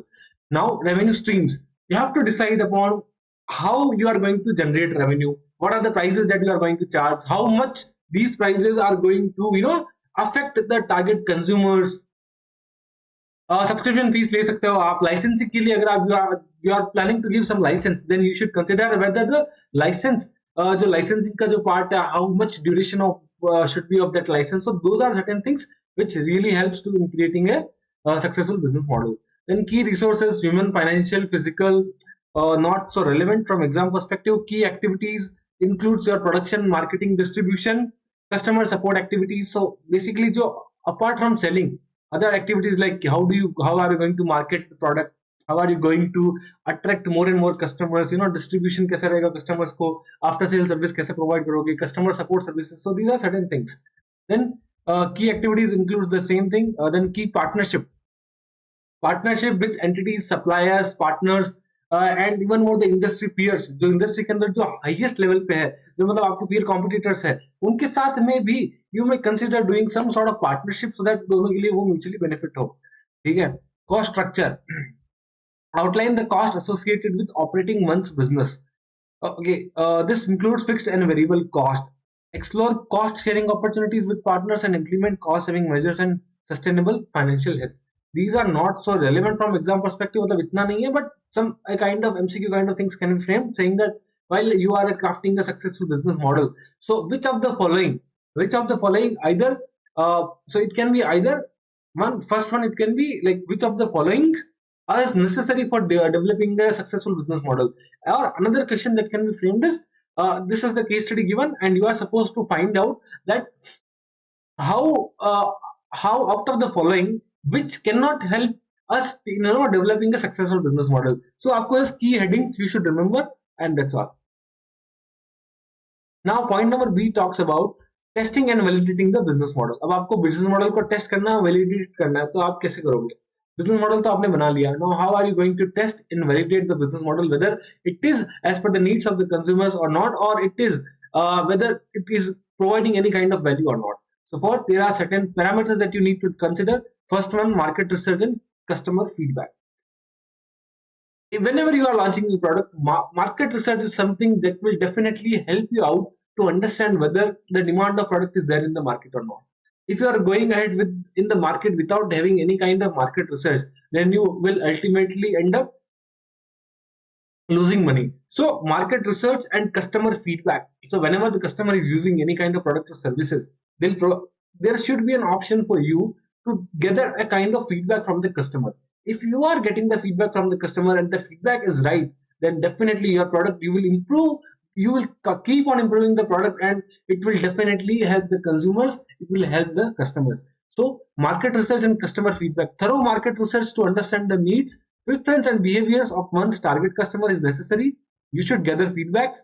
How? Either through surveys, either through interviews, or focus group to validate if there is genuine interest in one's product or services. तो आप feedback से भी आपको मालूम पड़ सकता है.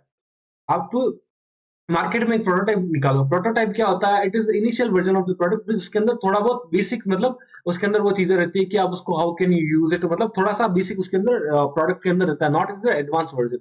तो प्रोटोटाइप आप मार्केट के अंदर इश्यू करो, उससे आपको क्या मालूम पड़ेगा? उससे आपको मालूम पड़ेगा, उससे कस्टमर का फीडबैक आएगा, तो आप उसके हिसाब से आप प्रोडक्ट को डेवलप करो. Alright, so that would be very very crucial when you are testing and validating the business model. तो अब बिजनेस मॉडल आपके पास में हो गया, उसके बाद में मार्केट रिसर्च आपको करना है, कस्टमर का फीडबैक आपको गैदर करना है. नाउ मिनिमम वायबल प्रोडक्ट का टेस्टिंग होता है. Now what is minimum viable product? In depth हम लोग इसके अंदर इसके बेनिफिट्स, एडवांटेजेस, डिसएडवांटेजेस हम लोग सारा डिस्कस करेंगे चैप्टर नंबर 3 के अंदर, जो कि नेक्स्ट चैप्टर है. यहाँ पे हम लोग बेसिक अंडरस्टैंडिंग ले लेते हैं कि what is a minimum viable product.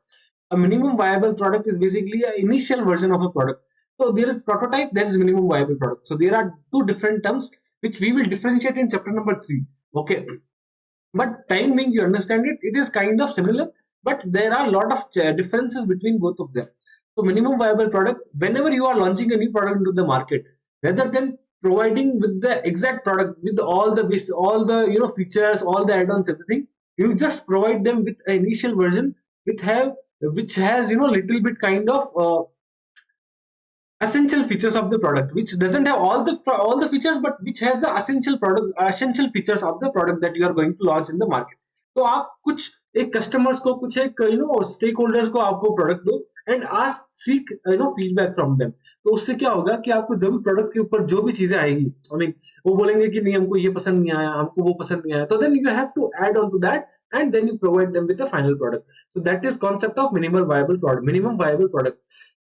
इसके बारे में हम लोग डीप स्टडी करेंगे चैप्टर नंबर 3 के अंदर. So for timing you just understand this much. Now Develop a minimum viable product which is a simplified version of one's product or services with only essential features in it. Now, launch the MVP in the market to gather real world user data and feedback. मैंने बोला है आपको कि user data और feedback लेने के लिए आपको क्या करना पड़ेगा, मार्केट के अंदर ये वाला प्रोडक्ट डालना पड़ेगा, ठीक है. Then analyse how users interact with the product and whether it meets their expectation. तो मिनिमम वायबल प्रोडक्ट से क्या होगा कि आप यूजर्स का एक्सपेक्टेशन जान पाओगे कि उनको प्रोडक्ट पसंद आ रहा है कि नहीं आ रहा है. अदरवाइज आप डायरेक्टली कोई प्रोडक्ट लॉन्च कर दोगे मार्केट में, सॉरी, अगर आप कोई भी प्रोडक्ट मार्केट में डायरेक्टली लॉन्च कर दोगे तो उसके क्या लूप होल हो सकते हैं कि कस्टमर को क्या पता वो प्रोडक्ट पसंद ही ना है. तो इसलिए आप एक इनिशियल वर्जन दो, उसके अंदर एसेंशियल फीचर्स होने चाहिए कि प्रोडक्ट कैसे काम करेगा, सर्विसेज कैसे काम करेगी, और जैसे जैसे कस्टमर का फीडबैक आता जाए वैसे वैसे आप उसको इम्प्रूव करते जाओ. Then pilot testing and prototyping. So pilot testing बोले तो प्रोडक्ट डेवलप कर लिया, कस्टमर को देने से पहले आप खुद अपने विद इन द ऑर्गेनाइजेशन आप उसको चेक करो प्रोडक्ट को या फिर सर्विसेज को कि क्या ये प्रोडक्ट चलने वाला है कि नहीं है. आपको जेठालाल वाला मीम तो याद रहेगा ना, उसके अंदर वो एक जेठालाल के पास में एक फटाका रहता है, वो दिवाली वाला. तो उसके अंदर वो उसने चेक नहीं किया खुद ने और उसने बोलता है कि अगर ये फटाका बिना आवाज करने वाला है और उसमें सिर्फ खाली हैप्पी दिवाली का ट्यून आता है, लेकिन वो जैसे ही घर पे लेके आता है फटाके को चलाता है तो वो एकदम से फट बोल जाता है. तो वो वाला चीज नहीं होना चाहिए कस्टमर के साथ में. आप उसको पहले प्रोडक्ट को आप अपने घर के अंदर ला करके, प्रोडक्ट को घर में ला करके आप उसको टेस्ट करो कि क्या वो प्रोडक्ट जो स्पेसिफिकेशन है उसके साथ मेट कर रहा है कि नहीं है, उसके अंदर जो फीचर्स है वो बराबर से काम कर रहे हैं कि नहीं हो रहे हैं. बिना इससे पहले आप कस्टमर को नहीं देना चाहिए कोई भी कस्टमर को, ठीक है. So what you should do is you should conduct a pilot test and prototype release in a controlled environment. So the word controlled environment is very very necessary. Controlled environment बोले तो अपना खुद का premise, यहाँ पे आप control हो सकते हैं. अगर कोई भी अनबन होती है, something is fishy, then you will get to know within the organisation only. लेकिन अगर बाहर कस्टमर को दे दिया तो क्या होगा, तो वो इट इज नॉट नेसेसरी कि वो कस्टमर खुद तक ही रखेगा, क्या पता आपका ब्रांड का इमेज खराब हो जाए मार्केट में. तो इसलिए what you should do is pilot testing and prototyping is must must must. Okay. Then financial modelling and analysis. Develop financial models. तो आपको क्या करना है, फाइनेंशियल मॉडल्स आपको डेवलप करना पड़ेगा. Estimate the revenue, cost, how much profit you are going to generate and how long you are going to sustain into the market. So this is basically the entire road map of your business. Financial modelling इसको बोला जाता है. इसके अंदर आप अपना estimated revenue निकालते हो, कॉस्ट निकालते हो, आपका प्रॉफिट आफ्टर टैक्स निकालते हो, कितना अर्निंग्स आपके पास अवेलेबल रहेगा after paying your debt etcetera. तो ये सब चीजें आपके फाइनेंशियल मॉडलिंग में हेल्प करती है और इसके बारे में हम लोग इसके बारे में भी हम लोग डिटेल स्टडी करेंगे कि फाइनेंशियल मॉडल्स कैसे बनाए जाते हैं सब्सिक्वेंट चैप्टर्स के अंदर. Alright. Then point number 6 is seeking feedback. Again the same thing. अब आपने पहले कस्टमर को प्रोडक्ट दिया, मिनिमम वायबल प्रोडक्ट, जो प्रोडक्ट का फीडबैक आएगा that you should consider. You should not let it go कि अच्छा वो बोल रहे तो उसको छोड़ दो. नहीं, what customer needs is you have to do that, then only you will sustain the market, otherwise you will fail. That is for sure. So gather feedback from not only from the customers but from the mentors, from the investors, from the stakeholders, like whoever is there within the organization, whoever is using your products or services, or whoever is providing any kind of funds to you. You should always seek feedback from them, saying that whether the product is meeting the standard requirement or it has the essential features or not. All right. So these are certain 5 things which are helpful while you are testing and validating the business model. So you can see this point number B is done for us right now. Now, common mistakes to avoid while developing a business model. So again the same thing, whatever we learned उसका उल्टा यहाँ पे करना है आपको. क्या आपको customer feedback लेना चाहिए कि नहीं लेना चाहिए? कस्टमर फीडबैक लेना चाहिए. तो आपको अवॉइड क्या करना है, कस्टमर के जो फीडबैक आ रहा है उसको आपको इग्नोर नहीं करना है, ठीक है. तो what you should not do is you should not ignore customer feedback. Your point number 1 is done. Point number 2 is done, I would से. Point number 2, ignore customer feedback. आपको मतलब कस्टमर की फीडबैक को इग्नोर नहीं करना. Secondly, अपन ने यहाँ पे पढ़ा था कि अगर आप फाइनेंशियल मॉडल बना रहे हो तो आपको क्या करना है, मार्केट का रिसर्च करना है कि नहीं करना है. Yes, we have to do market research. तो what you should not do is you should not ignore market research. एक तो आपको मार्केट रिसर्च को इग्नोर नहीं करना है, एक आपको कस्टमर की फीडबैक को इग्नोर नहीं करना. तो यही आपका पॉइंट नंबर 1 बोलता है. सॉरी, तो ये क्या बोलता है कि नेग्लेक्ट करना मार्केट रिसर्च को. क्या करना है, क्या नहीं करना है, मार्केट रिसर्च को, कस्टमर की फीडबैक को हम लोग को नेग्लेक्ट तो करना ही नहीं है, ठीक है. तो फेलिंग टू कंडक्ट.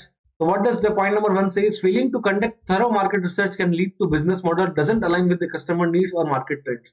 वो वाली बात है, कस्टमर को प्रोडक्ट चाहिए और हम लोग प्रोडक्ट वही दे रहे हैं, तो हम लोग कैसे कस्टमर की नीड के साथ मीट करेंगे. So that is this point is talking about. Then ignoring customer feedback. You should not disregard the customer feedback, okay, which can lead in missed opportunities for improvement. इससे क्या होगा, customer के feedback को आपने ignore कर दिया तो आपका इंप्रूवमेंट नहीं होगा, प्रोडक्ट में नहीं होगा, तो अल्टीमेटली आपकी प्रोडक्ट नहीं दिखेंगे मार्केट में और you will end up losing money. Then point number 3 talk about overlooking scalability. अब क्या होता है ना, कई बार अभी जैसे अपन ने सोच लिया कि प्रोडक्ट लॉन्च करने वाले मार्केट के अंदर, लेकिन क्या होता है हम लोग स्केलेबिलिटी को समझ लेते हैं कि अच्छा इतना हमारा मार्केट के अंदर निकल जाएगा। फॉर एग्जांपल अभी मैं जैसे सेट डी का क्लासेस लॉन्च कर रहा हूँ, तो इसमें क्या होता है कि मेरे को नहीं पता कि मार्केट साइज कितना बड़ा है, मेरे को ये पता है कि मार्केट साइज कितना बड़ा, बट आई डोंट नो कि how scalable is my classes going to be. Because क्या है कि अभी इंटरमीडिएट वाले स्टूडेंट्स हैं जो कि मई 24 में क्लियर किए और जो सितंबर 24 में क्लियर किए, तो दोनों अटेम्प्ट्स का मिला के अराउंड 13,000 स्टूडेंट्स टोटल आके फिट होते हैं इस कैटेगरी के अंदर, जिनके लिए सेट सी और सेट डी एप्लीकेबल होगा। अब क्या होगा, और इसके अलावा जो स्टूडेंट जिन्होंने ग्रुप वन बहुत पहले कर लिया था, उनको सेट मतलब इंटरमीडिएट के खाली 7 ही पेपर क्लियर किए थे, तो उनके पास सेट सी और सेट डी में से ऑप्शन अवेलेबल रहता है। तो अब वो वाले स्टूडेंट्स तो बहुत कम है, लेकिन ये जो 13,000 स्टूडेंट्स है उनको तो मैंडेटरीली सेट सी और सेट डी एप्लीकेबल रहेगा। तो मैंने भी ऐसा सोचा, मार्केट रिसर्च किया कि कितना मेरे पास आ सकता है। तो व्हाट आई थॉट इज, अब मेरे को नहीं पता कि 13,000 में से मेरे पास कितने आएंगे, मैं ये ऐसा अजम्पशन करके बैठ जाऊं कि नहीं 13,000 में से 10,000 मेरे पास आ जाएंगे, 10,000 सेट डी को ले लेंगे, तो that is not going to work out. I have to always consider कि मतलब मैं reasonable amount of scalable consider करके चलूंगा, ऐसे बहुत ज्यादा लंबा स्केलेबिलिटी करके मैं अपना बुक्स छपा के बैठ जाऊं कि भाई मेरे को 10,000 कस्टमर्स आने तो मैं आज ही 10,000 बुक्स छपा के बैठ जाता हूँ, that is not going to work out. You have to go step by step. तो this is point number 3 talks about that ability to grow with increased demand. You have to grow along with the demand. आप पहले 100 books छपा के रखो ना, 100 का demand आया उसके बाद 200 का हो रहा है तो 200 और छपो। इट इज नॉट कि आप एक साथ में 10,000 छपा के रख सकते हो, no, because this might struggle in accommodating the growth and hindering the long term sustainability. अब मैं 10,000 बुक्स छपा के तो बैठ गया, क्या पता लोगों को पसंद नहीं आए, क्या पता लोगों को कोई दूसरा अच्छा फैकल्टी मिल जाए जो फ्री में बुक्स प्रोवाइड कर रहा हो, सो उसमें तो फिर मेरा नुकसान हो जाएगा। So what you should be looking is, you should not overlook the scalability, always be reasonable कि okay this is what how much I can earn from this, and accordingly you should make the decisions. All right. Then point number 4 talks about underestimating the financial planning. How do you underestimate financial planning? Underestimate कभी नहीं करना। जैसे कि financial planning में revenues होते हैं, revenue को over estimate नहीं करना, कॉस्ट को अंडर एस्टिमेट नहीं करना। अभी कॉस्ट एसोसिएटेड विद, अभी जैसे मैं क्लासेस लॉन्च कर रहा हूँ तो मैं एक प्लेटफॉर्म के थ्रू लॉन्च करूंगा, या फिर सपोज करो मैंने यूट्यूब पे सारे क्लासेस फ्री पे भी डाल दिए, तो भी वहां पे भी मेरे को कॉस्ट तो पड़ेगा ना भाई। मेरा जो स्टूडियो का सेटअप है उसका जो खर्चा लगेगा, जो मेरे को कंसिस्टेंटली जो सपोर्ट सर्विसेज देना पड़ेगा आफ्टर सेल के बाद में कि भाई कोई भी आया तो उसमें खर्चा तो लगेगा, राइट। मेरे को बुक्स का डिलीवरी चार्जेस लग रहा है, तो मेरे को अंडर एस्टिमेट नहीं करना, मेरी फाइनेंशियल अंडर एस्टिमेट नहीं करना कॉस्ट को कि कॉस्ट तो कम ही रहेगा, नहीं, cost will increase over the period of time. क्या पता अभी मेरे पास 500 बच्चे पढ़ रहे, क्या पता आने वाले टाइम में मैं 1000 बच्चे हो गए, तो फिर मेरे को प्लेटफॉर्म के लिए मेरा स्टोरेज बढ़ाना पड़ेगा वेबसाइट के ऊपर, ऑलराइट। तो मेरे को उस हिसाब से सोचना पड़ेगा। तो अंडर एस्टिमेट नहीं करना कि मेरा cost is going to be this, but you have to be realistic into this world.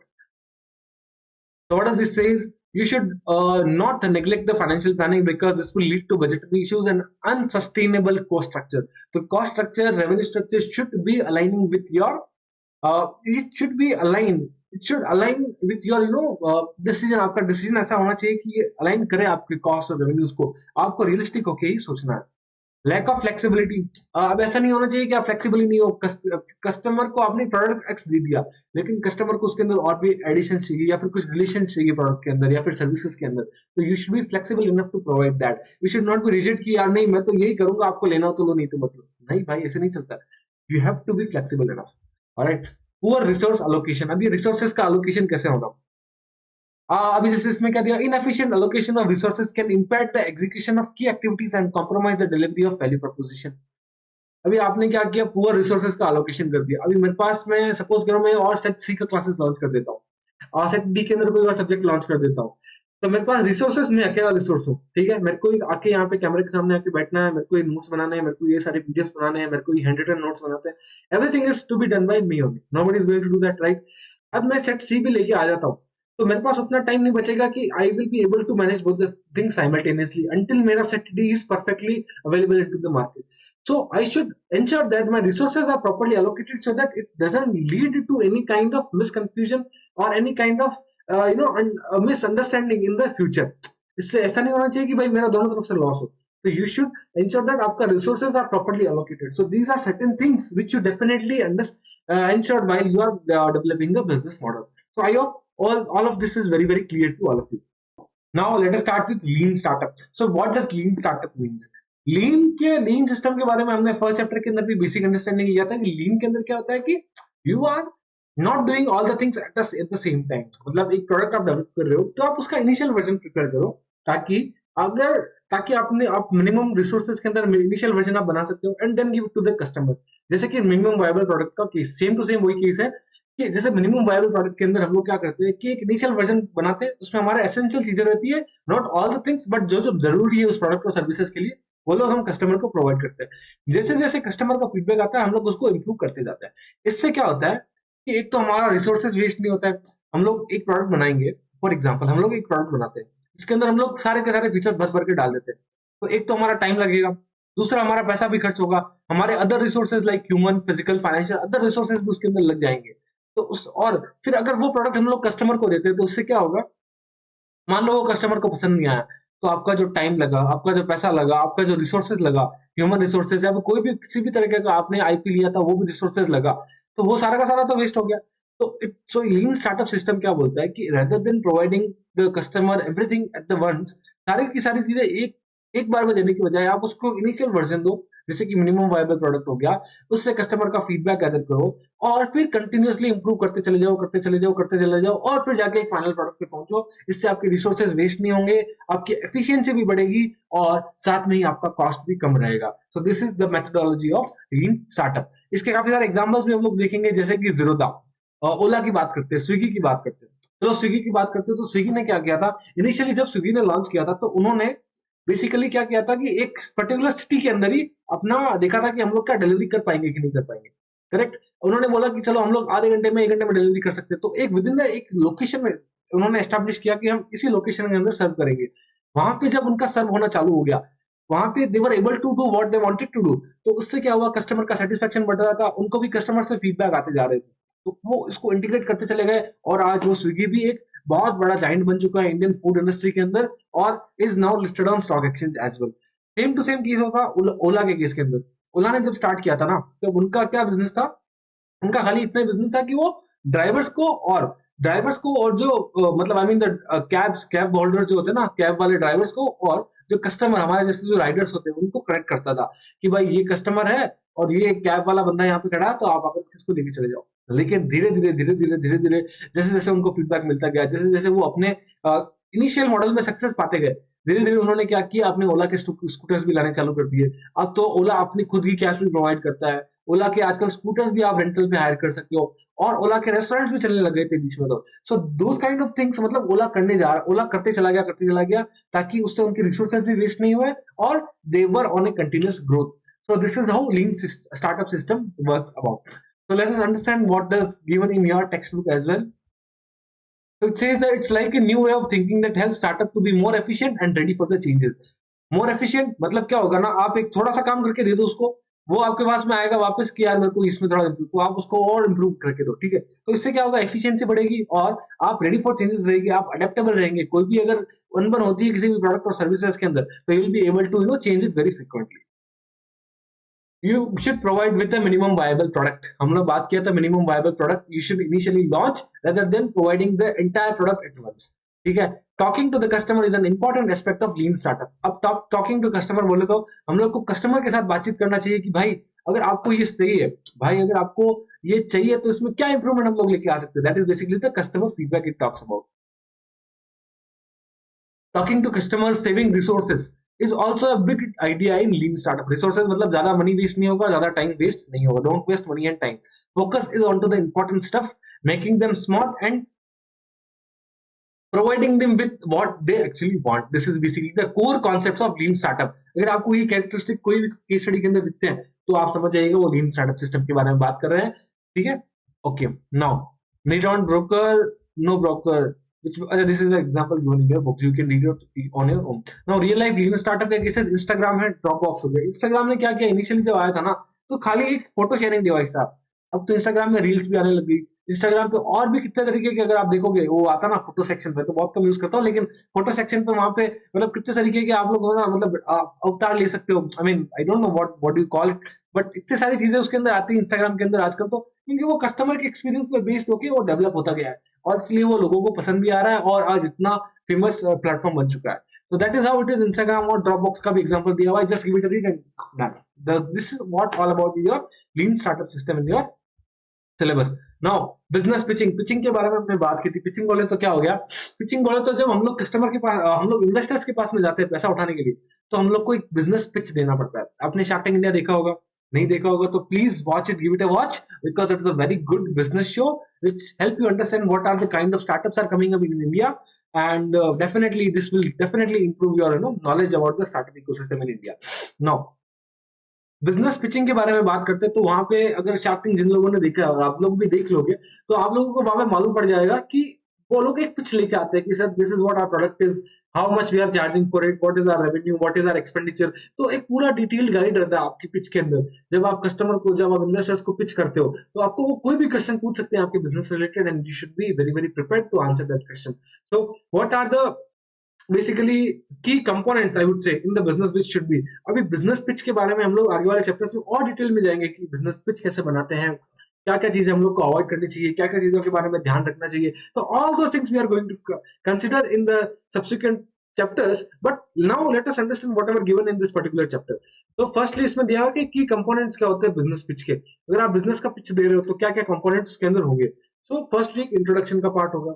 Introduction about what, introduction about your business to grab the attention. आप लोग इंट्रोडक्शन दोगे खुद के बारे में कि हम लोग टीम फाउंडिंग मेंबर्स है तो हमारा बैकग्राउंड क्या है, उसके बारे में आपको लोग को इंट्रोडक्शन देना पड़ता है। क्लियरली स्टेट करना है आपको कि क्या बिजनेस प्रॉब्लम आप लोग सॉल्व कर रहे हो। कि भाई अगर कोई जैसे फॉर एग्जांपल जोमेटो के केस के अंदर जब जोमेटो पिच करने के लिए गए थे तो उनका यही था कि भाई हम लोग ऐसा बिजनेस बना रहे हैं जहाँ पे ना कस्टमर को घर बैठे खाना मिल जाएगा। तो दैट ग्रैब्स द अटेंशन कि यार घर बैठे खाना कैसे मिलेगा। So that is how your introduction should be to grab the attention of the people. So what does this say? A compelling introduction that grabs the attention clearly state what problem and business, what is the problem and what is the opportunity that you are going to seize in this particular scenario. So that is the first component of your business pitch. Second is value proposition. कि आप क्या unique provide कर रहे हो customer को।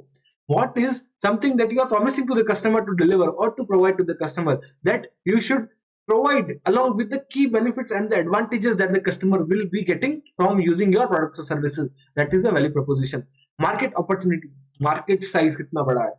अभी जैसे मैंने बताया मेरा क्लासेस का मार्केट साइज है अभी तक at present when I am recording in basically December month of 2024 right now अभी मार्केट है वो अराउंड 15,000 स्टूडेंट्स का मार्केट ही है बस। बिकॉज ओनली 15,000 स्टूडेंट्स को ही सेट भी एप्लीकेबल है। But in the future the students का जैसे जैसे इंटरमीडिएट के एग्जाम्स होते चले जाएंगे वैसे वैसे जो मार्केट साइज है वो बढ़ता चला जाएगा। Alright, so you should understand it that way कि मार्केट का साइज कितना बड़ा है, मार्केट में अपॉर्चुनिटी कितनी बड़ी है। सो आप अगर शार्क टैंक में भी कई बार पूछते हैं कि यार मार्केट साइज कितना है, तो that is what market size, you should be aware of कि मार्केट साइज कितना बड़ा होना चाहिए।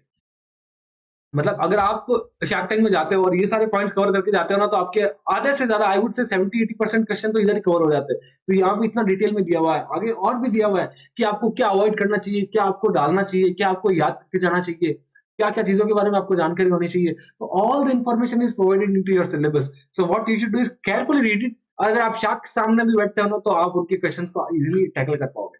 This is my guarantee. ना बिजनेस मॉडल, आपका बिजनेस मॉडल कैसा है, ऑनलाइन है कि ऑफलाइन है, आप लोग कैसे रेवेन्यू जनरेट कर रहे हो, आपका किधर खर्चा किधर जा रहा है, आपकी क्या क्या स्ट्रीम से रेवेन्यू जनरेट हो रहे हैं। तो all that you should be aware of, right. आपका प्राइसिंग स्ट्रैटेजी क्या होने वाला है, आपके सेल्स के चैनल, डिस्ट्रीब्यूशन चैनल क्या होगा। तो that all forms part of your business model, that also you should be aware of. Execution plan, अभी एग्जीक्यूशन करने के लिए आपके पास में टीम क्या है, टीम में कौन कौन मेंबर्स है, कि आपके पास में एक्सपर्ट्स है कि नहीं है टीम के अंदर, आपके पास कंसल्टेंट्स है कि नहीं आपकी टीम के अंदर, ठीक है। आपने जो माइलस्टोन्स अचीव किए हैं that also you should be aware of and you should pitch to the customer कि यार सर हमने ये वाला माइलस्टोन अचीव किया या फिर हमने इतने लोगों की मदद की है। So those kind of things road map आपको देना चाहिए कि फ्यूचर डेवलपमेंट के लिए कि हम लोग फ्यूचर में जाकर के कहां पर पहुंच सकते हैं। सो that is also a part of your execution plan कि हम लोग का प्रेजेंट क्या है, फ्यूचर कैसे होने वाला है और हमने अभी तक क्या अचीव किया, हमने अभी तक क्या अचीव किया है, हम लोग प्रेजेंट में कहां पे और हम लोग फ्यूचर में कहां जाएंगे। That is your execution plan. Now financial projections about revenue, expenditure, profitability, market size. So these are certain things जहां जिसका आपको प्रोजेक्शन करके चलना ही चाहिए। शार्क टैंक में भी पूछते हैं ना कि वो बोलते हैं कि इस साल का रेवेन्यू कितना था, तो वो बोलते हैं कि हमारा 50 लाख का इस साल का रेवेन्यू हुआ 4 महीने में, तो आपका प्रोजेक्टेड कितना है, तो वो बोलते हैं सर हमारा 5 करोड़ का। लेकिन क्या बेसिस पे 5 करोड़ का, that also you should be aware of कि हमारा हम ईयर ऑन ईयर, हम मंथ ऑन मंथ अगर इतना भी ग्रोथ मानते हैं तो हमारा बाय द ईयर एंड हम लोग 5 करोड़ के रेवेन्यू में पहुंच जाएंगे। तो वो ऐसा kind of financial projections you should have along with you. Competitive landscape, मतलब आपको ये भी अवेयर होना चाहिए कि आपकी इंडस्ट्री में आपके साथ साथ कॉम्पिटिटर्स कौन कौन है। अभी जैसे मैंने क्लासेस लॉन्च की, तो अभी मेरा कोई भी कॉम्पिटिटर नहीं है, क्योंकि मैं I think as of now only I have announced the classes on YouTube and nobody else has done that. So मेरा अभी कोई कॉम्पिटिटर नहीं है, लेकिन फ्यूचर में अराइज हो सकता है। There is 100% guarantee that somebody will also come up with set the classes. So that is also कि you should be aware of कि हमारा कॉम्पिटिटिव लैंडस्केप कैसा होना चाहिए, बिजनेस डिफरेंशिएट होता है कि नहीं होता है। So all that also needs to be understood.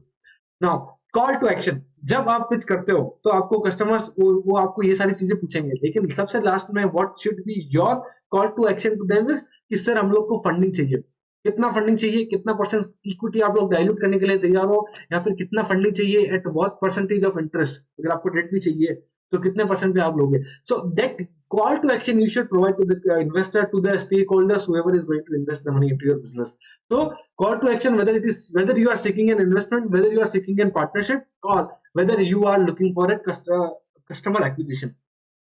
So it is not necessary कि जो business आप pitch करते हो that is only for the investors purpose. This can also be for the purpose of acquiring a big customer or maybe a small customer also.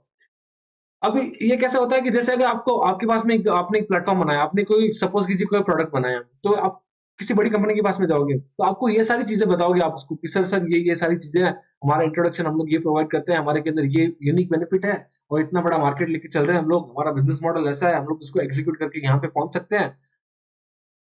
आप उसको ये भी बताओगे हमारे साथ साथ में ये भी कॉम्पिटिटर्स मार्केट के अंदर है, और इसलिए हम लोग आपसे ये चाहते हैं कि आप भी हमारे प्रोडक्ट्स और सर्विसेज को खरीदें।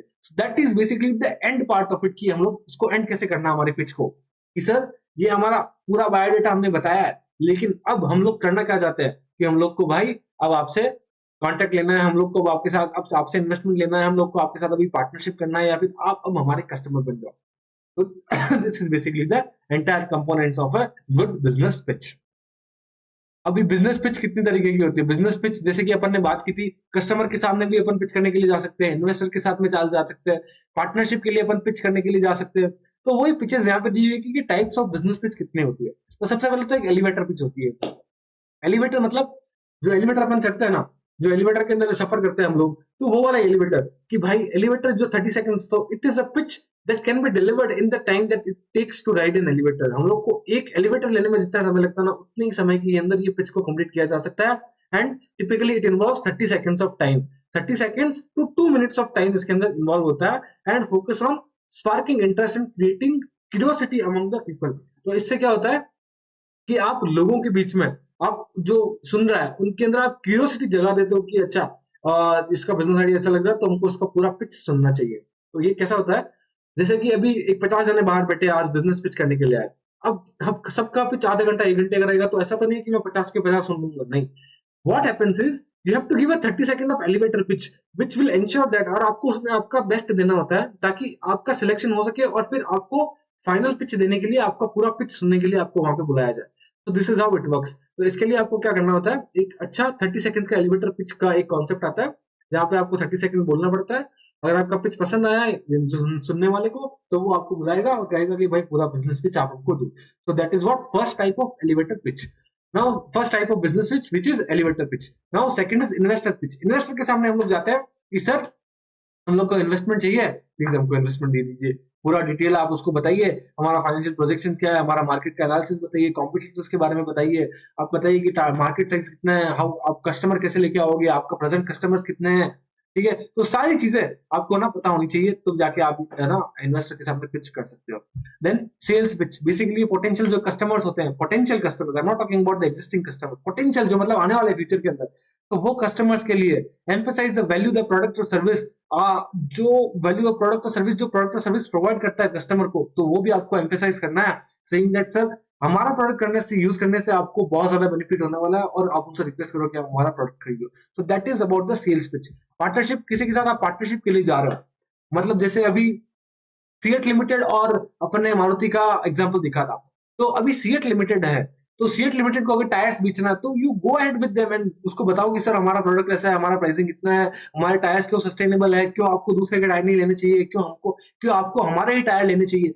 तो everything you tell them, and finally end up saying that we want to get into partnership with you so that you become our customer, you become our partner into this business. तो ऐसा करके आप क्या कर सकते हो, business strategy collaboration के लिए आप चले जा सकते हो, हाईलाइटिंग द म्यूचुअल बेनिफिट्स क्या होंगे अगर हम लोग एक साथ काम करेंगे, उनका भी सेल्स बढ़ेगा, उनको भी कम प्राइस पे टायर्स मिल जाएंगे, तो सीट के लिए भी फायदा और मारुति के लिए भी फायदा हो जाएगा. So that is basically the partnership कर लेते हैं हम लोग. And then product pitch. Product pitch होता है जो basically similar to your kind of sales pitch which is also with respect to कि प्रोडक्ट से क्या बेनिफिट होते हैं. ये बेसिकली एग्जीबिशन में ज्यादा काम आती है, जहाँ पे आप अपने प्रोडक्ट के बारे में बताते हो कि सर हमने ये प्रोडक्ट बनाया और इससे ये फायदे होने वाले हैं. तो that is basically from the perspective of a exhibition perspective we can say this product pitch is useful.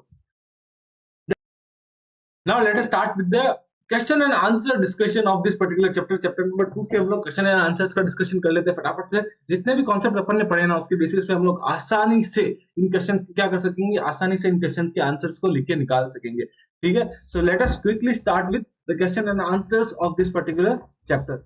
Okay now जैसे कि okay let us start with the question and answer. तो जैसे जैसे आएंगे तब तक अपने को वहां पे क्या सीखने को मिल जाएगा. कुछ भी अगर नया पॉइंट आएगा तो I will let you know. Question number 1 क्या बोलता है कि magnet the director of strategy for new age fragrance brand Kifi, which sells its 5 fragrances via its website as well as e-commerce website across India, decided to expand its reach beyond India by getting into a joint venture with global distribution companies. What is the key characteristics of the business model that Kifi is currently following? Business models के बारे में अपन ने बात किया था starting के chapter के starting में. General business model modern business models के बारे में अपन ने क्या किया था, वहां पे डिस्कशन किया था. तो उसके बेसिस पे अपने को आइडेंटिफाई करना है कि what is the key characteristics of the business model that this particular brand Kifi is currently following. तो क्या क्वेश्चन बोलता है कि Magnet is a director of strategy for a new fragrance brand Kifi which sells its 5 fragrances via its website. Website के through भी बेच रहे हैं as well as e-commerce website across India. तो ये लोग क्या कर रहे हैं, डायरेक्टली कस्टमर्स को सेल कर रहे हैं क्या, अपने products via website and e-commerce website. तो दोनों के थ्रू ये लोग सेल कर रहे हैं. जैसे कि अपन ने देखा था कि एक बिजनेस मॉडल के मोर देन 1 बिजनेस मॉडल्स हो सकते हैं. ठीक है, तो let us so what is given in the next part is decided to expand its reach beyond India by getting into a joint venture with global distribution companies. So this is the point. So सबसे पहले यहाँ पे अपने को identify करना है कि एक कंपनी है किफी which is selling to directly whom customers via website via e-commerce website. So let us see what is the characteristic which of the following, मतलब नीचे ऑप्शन में से कौन सा कैरेक्टरिस्टिक इसको बराबर से सूट करता है इस तरह के बिजनेस मॉडल को. Intermediaries plays a central role in product distribution. क्या इंटरमीडियरीज है यहाँ पे, हम लोग अपनी वेबसाइट के थ्रू भी बेच रहे हैं whereas we are also selling through e-commerce website also. तो दोनों ऑप्शन है यहाँ पे. तो क्या इंटरमीडिएट का रोल है, तो बेसिकली क्वेश्चन में कुछ स्पेसिफिकली दिया हुआ नहीं है कि कितना परसेंट कौन होल्ड करता है. तो वी कांट से कि this is the main characteristic of that business model. हम लोग इसको नहीं मान सकते. Now product are exclusively sold to third party retailers.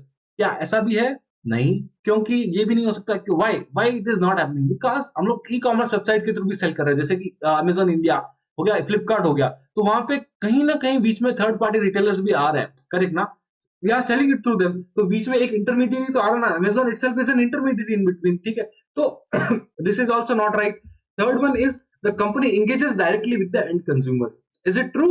Definitely yes. Why? Because हम लोग अपनी वेबसाइट से बेच रहे हैं, तो वेबसाइट के थ्रू बेच रहे हैं तो कस्टमर को डिलीवर होगा, कस्टमर को कोई भी प्रॉब्लम होगा तो हमारे पास में आएगा. सेकेंडली, हम लोग अगर ई कॉमर्स वेबसाइट के थ्रू भी बेचेंगे, इंटरमीडिएट है, fine, intermediate is there, but अगर कोई भी रिप्लेसमेंट होगा तो वो क्या अमेजोन पर डायरेक्टली जाएगा? नहीं. अगर रिप्लेसमेंट होगा तो वो डायरेक्टली कस्टमर के वापस जो सेलर है उसके पास में आएगा.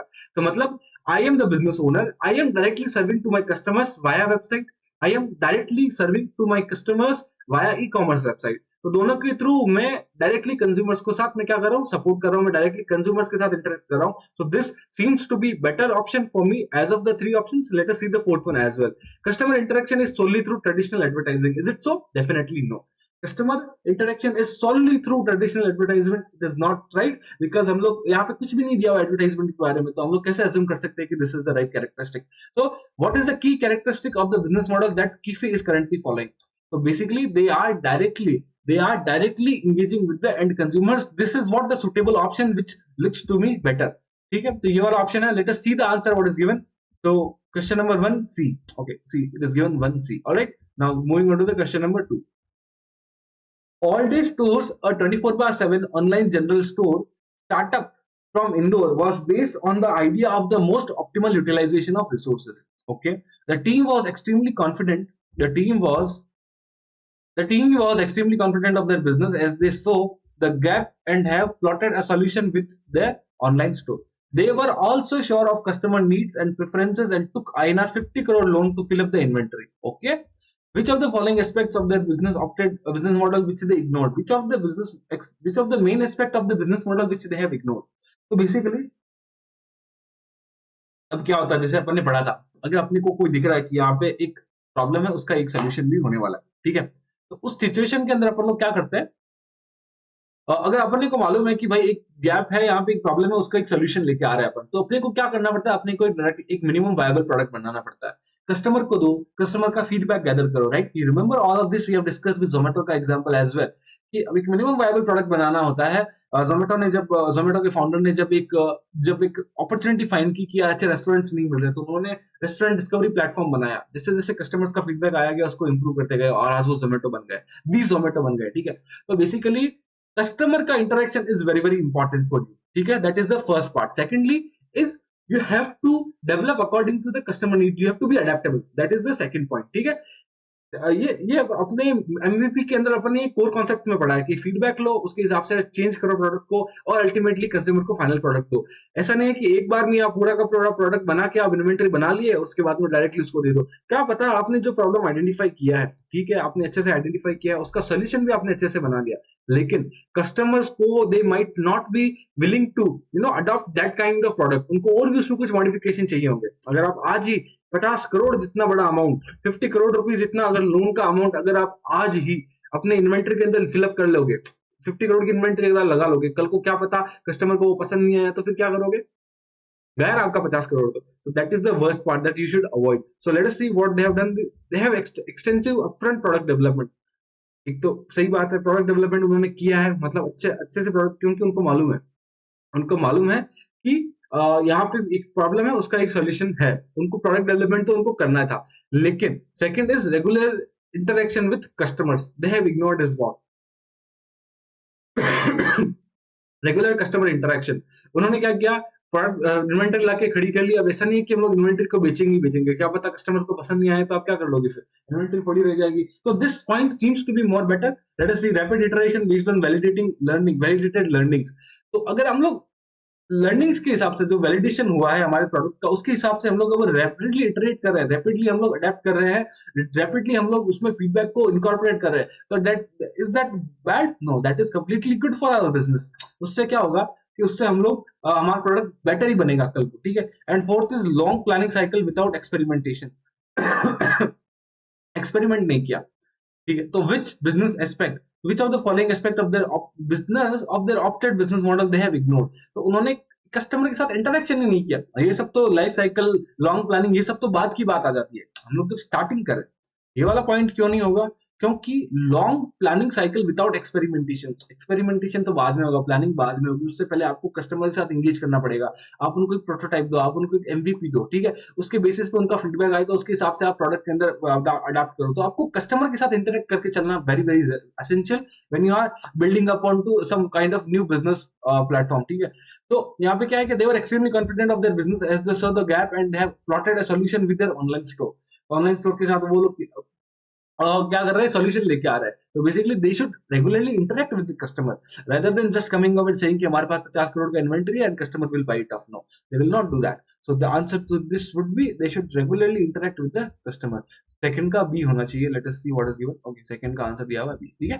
Now imagine you are launching a new fitness app in saturated market. नया फिटनेस ऐप लेके आ रहे हो सैचुरेटेड मार्केट के अंदर। To build a compelling value proposition, what crucial elements should you focus on to stand out and attract users. अब आप क्या कर रहे हो, एक सैचुरेटेड मार्केट है, वहां पे आप एक नया फिटनेस ऐप लॉन्च करने वाले हो। तो build a compelling value proposition. Compelling value proposition के टाइम में what is the crucial element you should focus on to stand out and attract customers. अपन ने पढ़ा था तीन बेसिकली एलिमेंट्स होते हैं एक वैल्यू प्रपोजिशन के। वैल्यू प्रपोजिशन जब आप कम्युनिकेट करते हो, क्लियर होना चाहिए, कंसाइज होना चाहिए, कंपेलिंग होना चाहिए, ठीक है। अगर नहीं पढ़ा तो अपन अगले चैप्टर्स में, I think we have already studied it, right. तो एक अच्छा वैल्यू प्रपोजिशन है क्लियरली आपको कम्युनिकेट करना। Communication is very very essential. Clearly communication is very very essential. So let us see कि what is the crucial element that you should focus on to attract the customers. Including all possible features for a comprehensive fitness experience. क्या आप एक initial version के अंदर सारे के सारे उसके अंदर फीचर्स डाल दोगे क्या? Definitely not. अगर ऐसा कर दोगे ना, क्या पता कस्टमर को कल को कोई उसके अंदर कोई फीचर पसंद नहीं आया तो फिर आप क्या करोगे? तो आपका तो जितना भी रिसोर्सेज उसमें वेस्ट किया उस फीचर को लाने में, वो तो वेस्ट हो गया। ठीक है, तो to avoid that you should not include, you should give the basic version, and जिस तरह से कस्टमर का फीडबैक आता है उसके हिसाब से आप उसको इंक्लूड करो। ठीक है। Second, ignoring customer feedback and preferences. क्या आपको एक अच्छा बिजनेस बनाना है तो आप कस्टमर के फीडबैक को, कस्टमर के प्रेफरेंसेस को आप इग्नोर करोगे क्या? Definitely not. कौन पागल है ऐसे आंसर्स देकर के? ये लोग सोचते हैं कि मतलब पागल है क्या हम लोग? ऐसे ऐसे ऑप्शन देकर के हम सीधा काट मारना चाहिए कि क्या हम लोग ऐसे नहीं करेंगे। ठीक है। Third one is clearly articulating how your app addresses specific fitness challenge. अगर आप एक वैल्यू प्रपोजिशन लेके आ रहे हो तो आप प्रॉमिस कर रहे हो कस्टमर को। ठीक है, some sort of promise you are making to the customer कि हम लोग आपके लाइफ में ये बेटर लेके आ सकते हैं। ठीक है, तो आपको क्लियरली कम्युनिकेट करना है। व्हाट? क्लियरली कम्युनिकेट करो कि हमारा फिटनेस ऐप आपके एक स्पेसिफिक प्रॉब्लम को कैसे सॉल्व कर सकता है। So that is the right answer which looks to be better. Now point number D is developing a complex and generic value proposition. Complex बनाना है क्या वैल्यू प्रपोजिशन को? अपन ने वहां पे पढ़ा था, it should be very very clear, it should be very very understandable, it should be very very clearly articulated, right? So all these points को consider करके point number C seems to be better option, right option for me. And yeah, you should clearly articulate customers को कि यार अगर आपको कोई specific problem है तो हमारा ऐप ही क्यों आपको यूज करना चाहिए, क्योंकि एक सैचुरेटेड मार्केट है। और यहाँ पे अगर आपको अपनी जगह बनानी है तो आपको एक क्लियर वैल्यू प्रपोजिशन के साथ में जाना पड़ेगा, तभी आप अपने मार्केट के अंदर स्टैंड आउट कर पाओगे, अदरवाइज फेल हो जाओगे। ठीक है। Question number 4, what you are a product manager for a mobile app to implement a freemium model successfully, what strategic approach would be more effective to for enticing users? Premium model, initial version हम लोग देते हैं free में, और advance version के लिए हम लोग क्या करते हैं? प्राइजेस चार्ज कर सकते हैं। प्राइजेस चार्ज करते हैं, कर सकते हैं, क्या करते हैं? हमने कैनवा का एग्जांपल देखा था, हमने स्पॉटिफाई प्रीमियम का एग्जांपल देखा था, हमने जोमेटो गोल्ड का एग्जांपल देखा था। तीन तीन चार चार एग्जांपल अपन ने देखा था कि प्रीमियम मॉडल कैसे काम करता है। इनिशियल वर्जन फ्री मिलता है और नया वर्जन आता है तो उसमें आपको क्या मिलता है, उसके हिसाब से आपको क्या करना पड़ता है। अगर आपको कुछ एड ऑन फीचर्स वाला अगर आपको फैसिलिटी अवेल करना है तो आपको फिर उसके लिए चार्जेस देना पड़ता है। ठीक है, तो देखते हैं क्या इसमें दिया हुआ। Offering a one time high price premium, definitely wrong, this is not considering. Providing limited access to essential features for free version and unlocking advance functionalities with a subscription, so this seems to be better option, क्योंकि इसके अंदर अपना ये premium model का जो main definition है वो यहाँ पे क्या हो रहा है, सेटिस्फाई हो रहा है।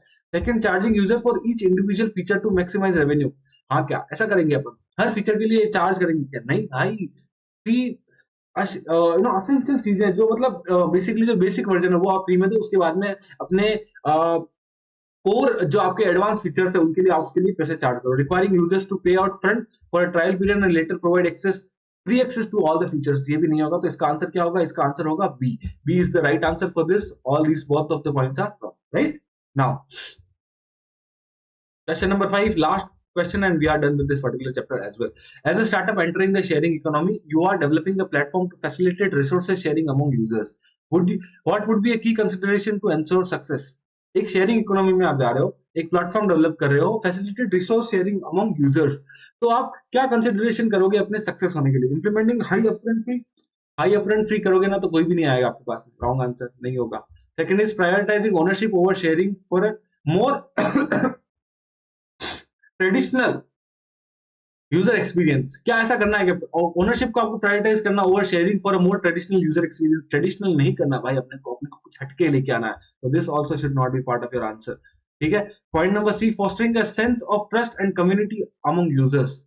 एक ट्रस्ट बनाना पड़ेगा आपको। अगर आप एक कॉमन शेयरिंग प्लेटफॉर्म बना रहे हो, एक शेयरिंग इकोनॉमी प्लेटफॉर्म बना रहे हो, तो आपके बीच में ट्रस्ट होना चाहिए आपकी बिजनेस, आपके जो भी बिजनेस कर रहे हैं उस प्लेटफॉर्म के थ्रू। ठीक है, तो एक trust development is a very essential element. ठीक है, वो कंसिडरेशन होगा आपके पास ट्रस्ट बना हुआ है आपके आपके और भी अदर कॉम्पिटिटर्स के साथ में जो एक शेयरिंग इकोनॉमी के थ्रू जो बिजनेस कर रहे हैं, तो उसमें क्या होगा कि ट्रस्ट बनेगा तो ही आपका बिजनेस सक्सेस हो पाएगा, नहीं तो नहीं हो पाएगा। Fourth last one is restricting access to the platform to a niche target audience. अगर आप एक रेस्ट्रिक्ट कर रहे हो एक specific target niche target audience को, तो आप कैसे कर पाओगे? एक स्पेसिफिक सेक्टर के अंदर आप ज्यादा से ज्यादा ग्रोथ नहीं पा सकते, सक्सेस नहीं पा सकते। तो बेसिकली आपको एक sense trust you have to foster a sense of trust and community among the users. So point number 3 seems to be right option for me.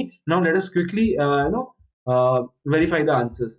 Question number 1 2 का अपन ने कर लिया था, थर्ड का आंसर इज सी, फोर्थ का अपन ने देखा था बी, एंड फिफ्थ का अपन ने देखा था सी, so थर्ड का is C, third is C, fourth is B, this is what we have also done, fourth का यहाँ पे अपन ने बी मारा था टिक, और फाइव का सी, फाइव का सी यहाँ पे अपन ने टिक मार दिया, and we are done with the chapter. Now if you like the video, कोई भी क्वेश्चन हो तो मेरे को बता देना। If you like the video please share with all your friends, ये प्लेलिस्ट फ्रीली अवेलेबल है यूट्यूब के ऊपर। तो yeah that's about it, thank you so much for watching, thanks a lot.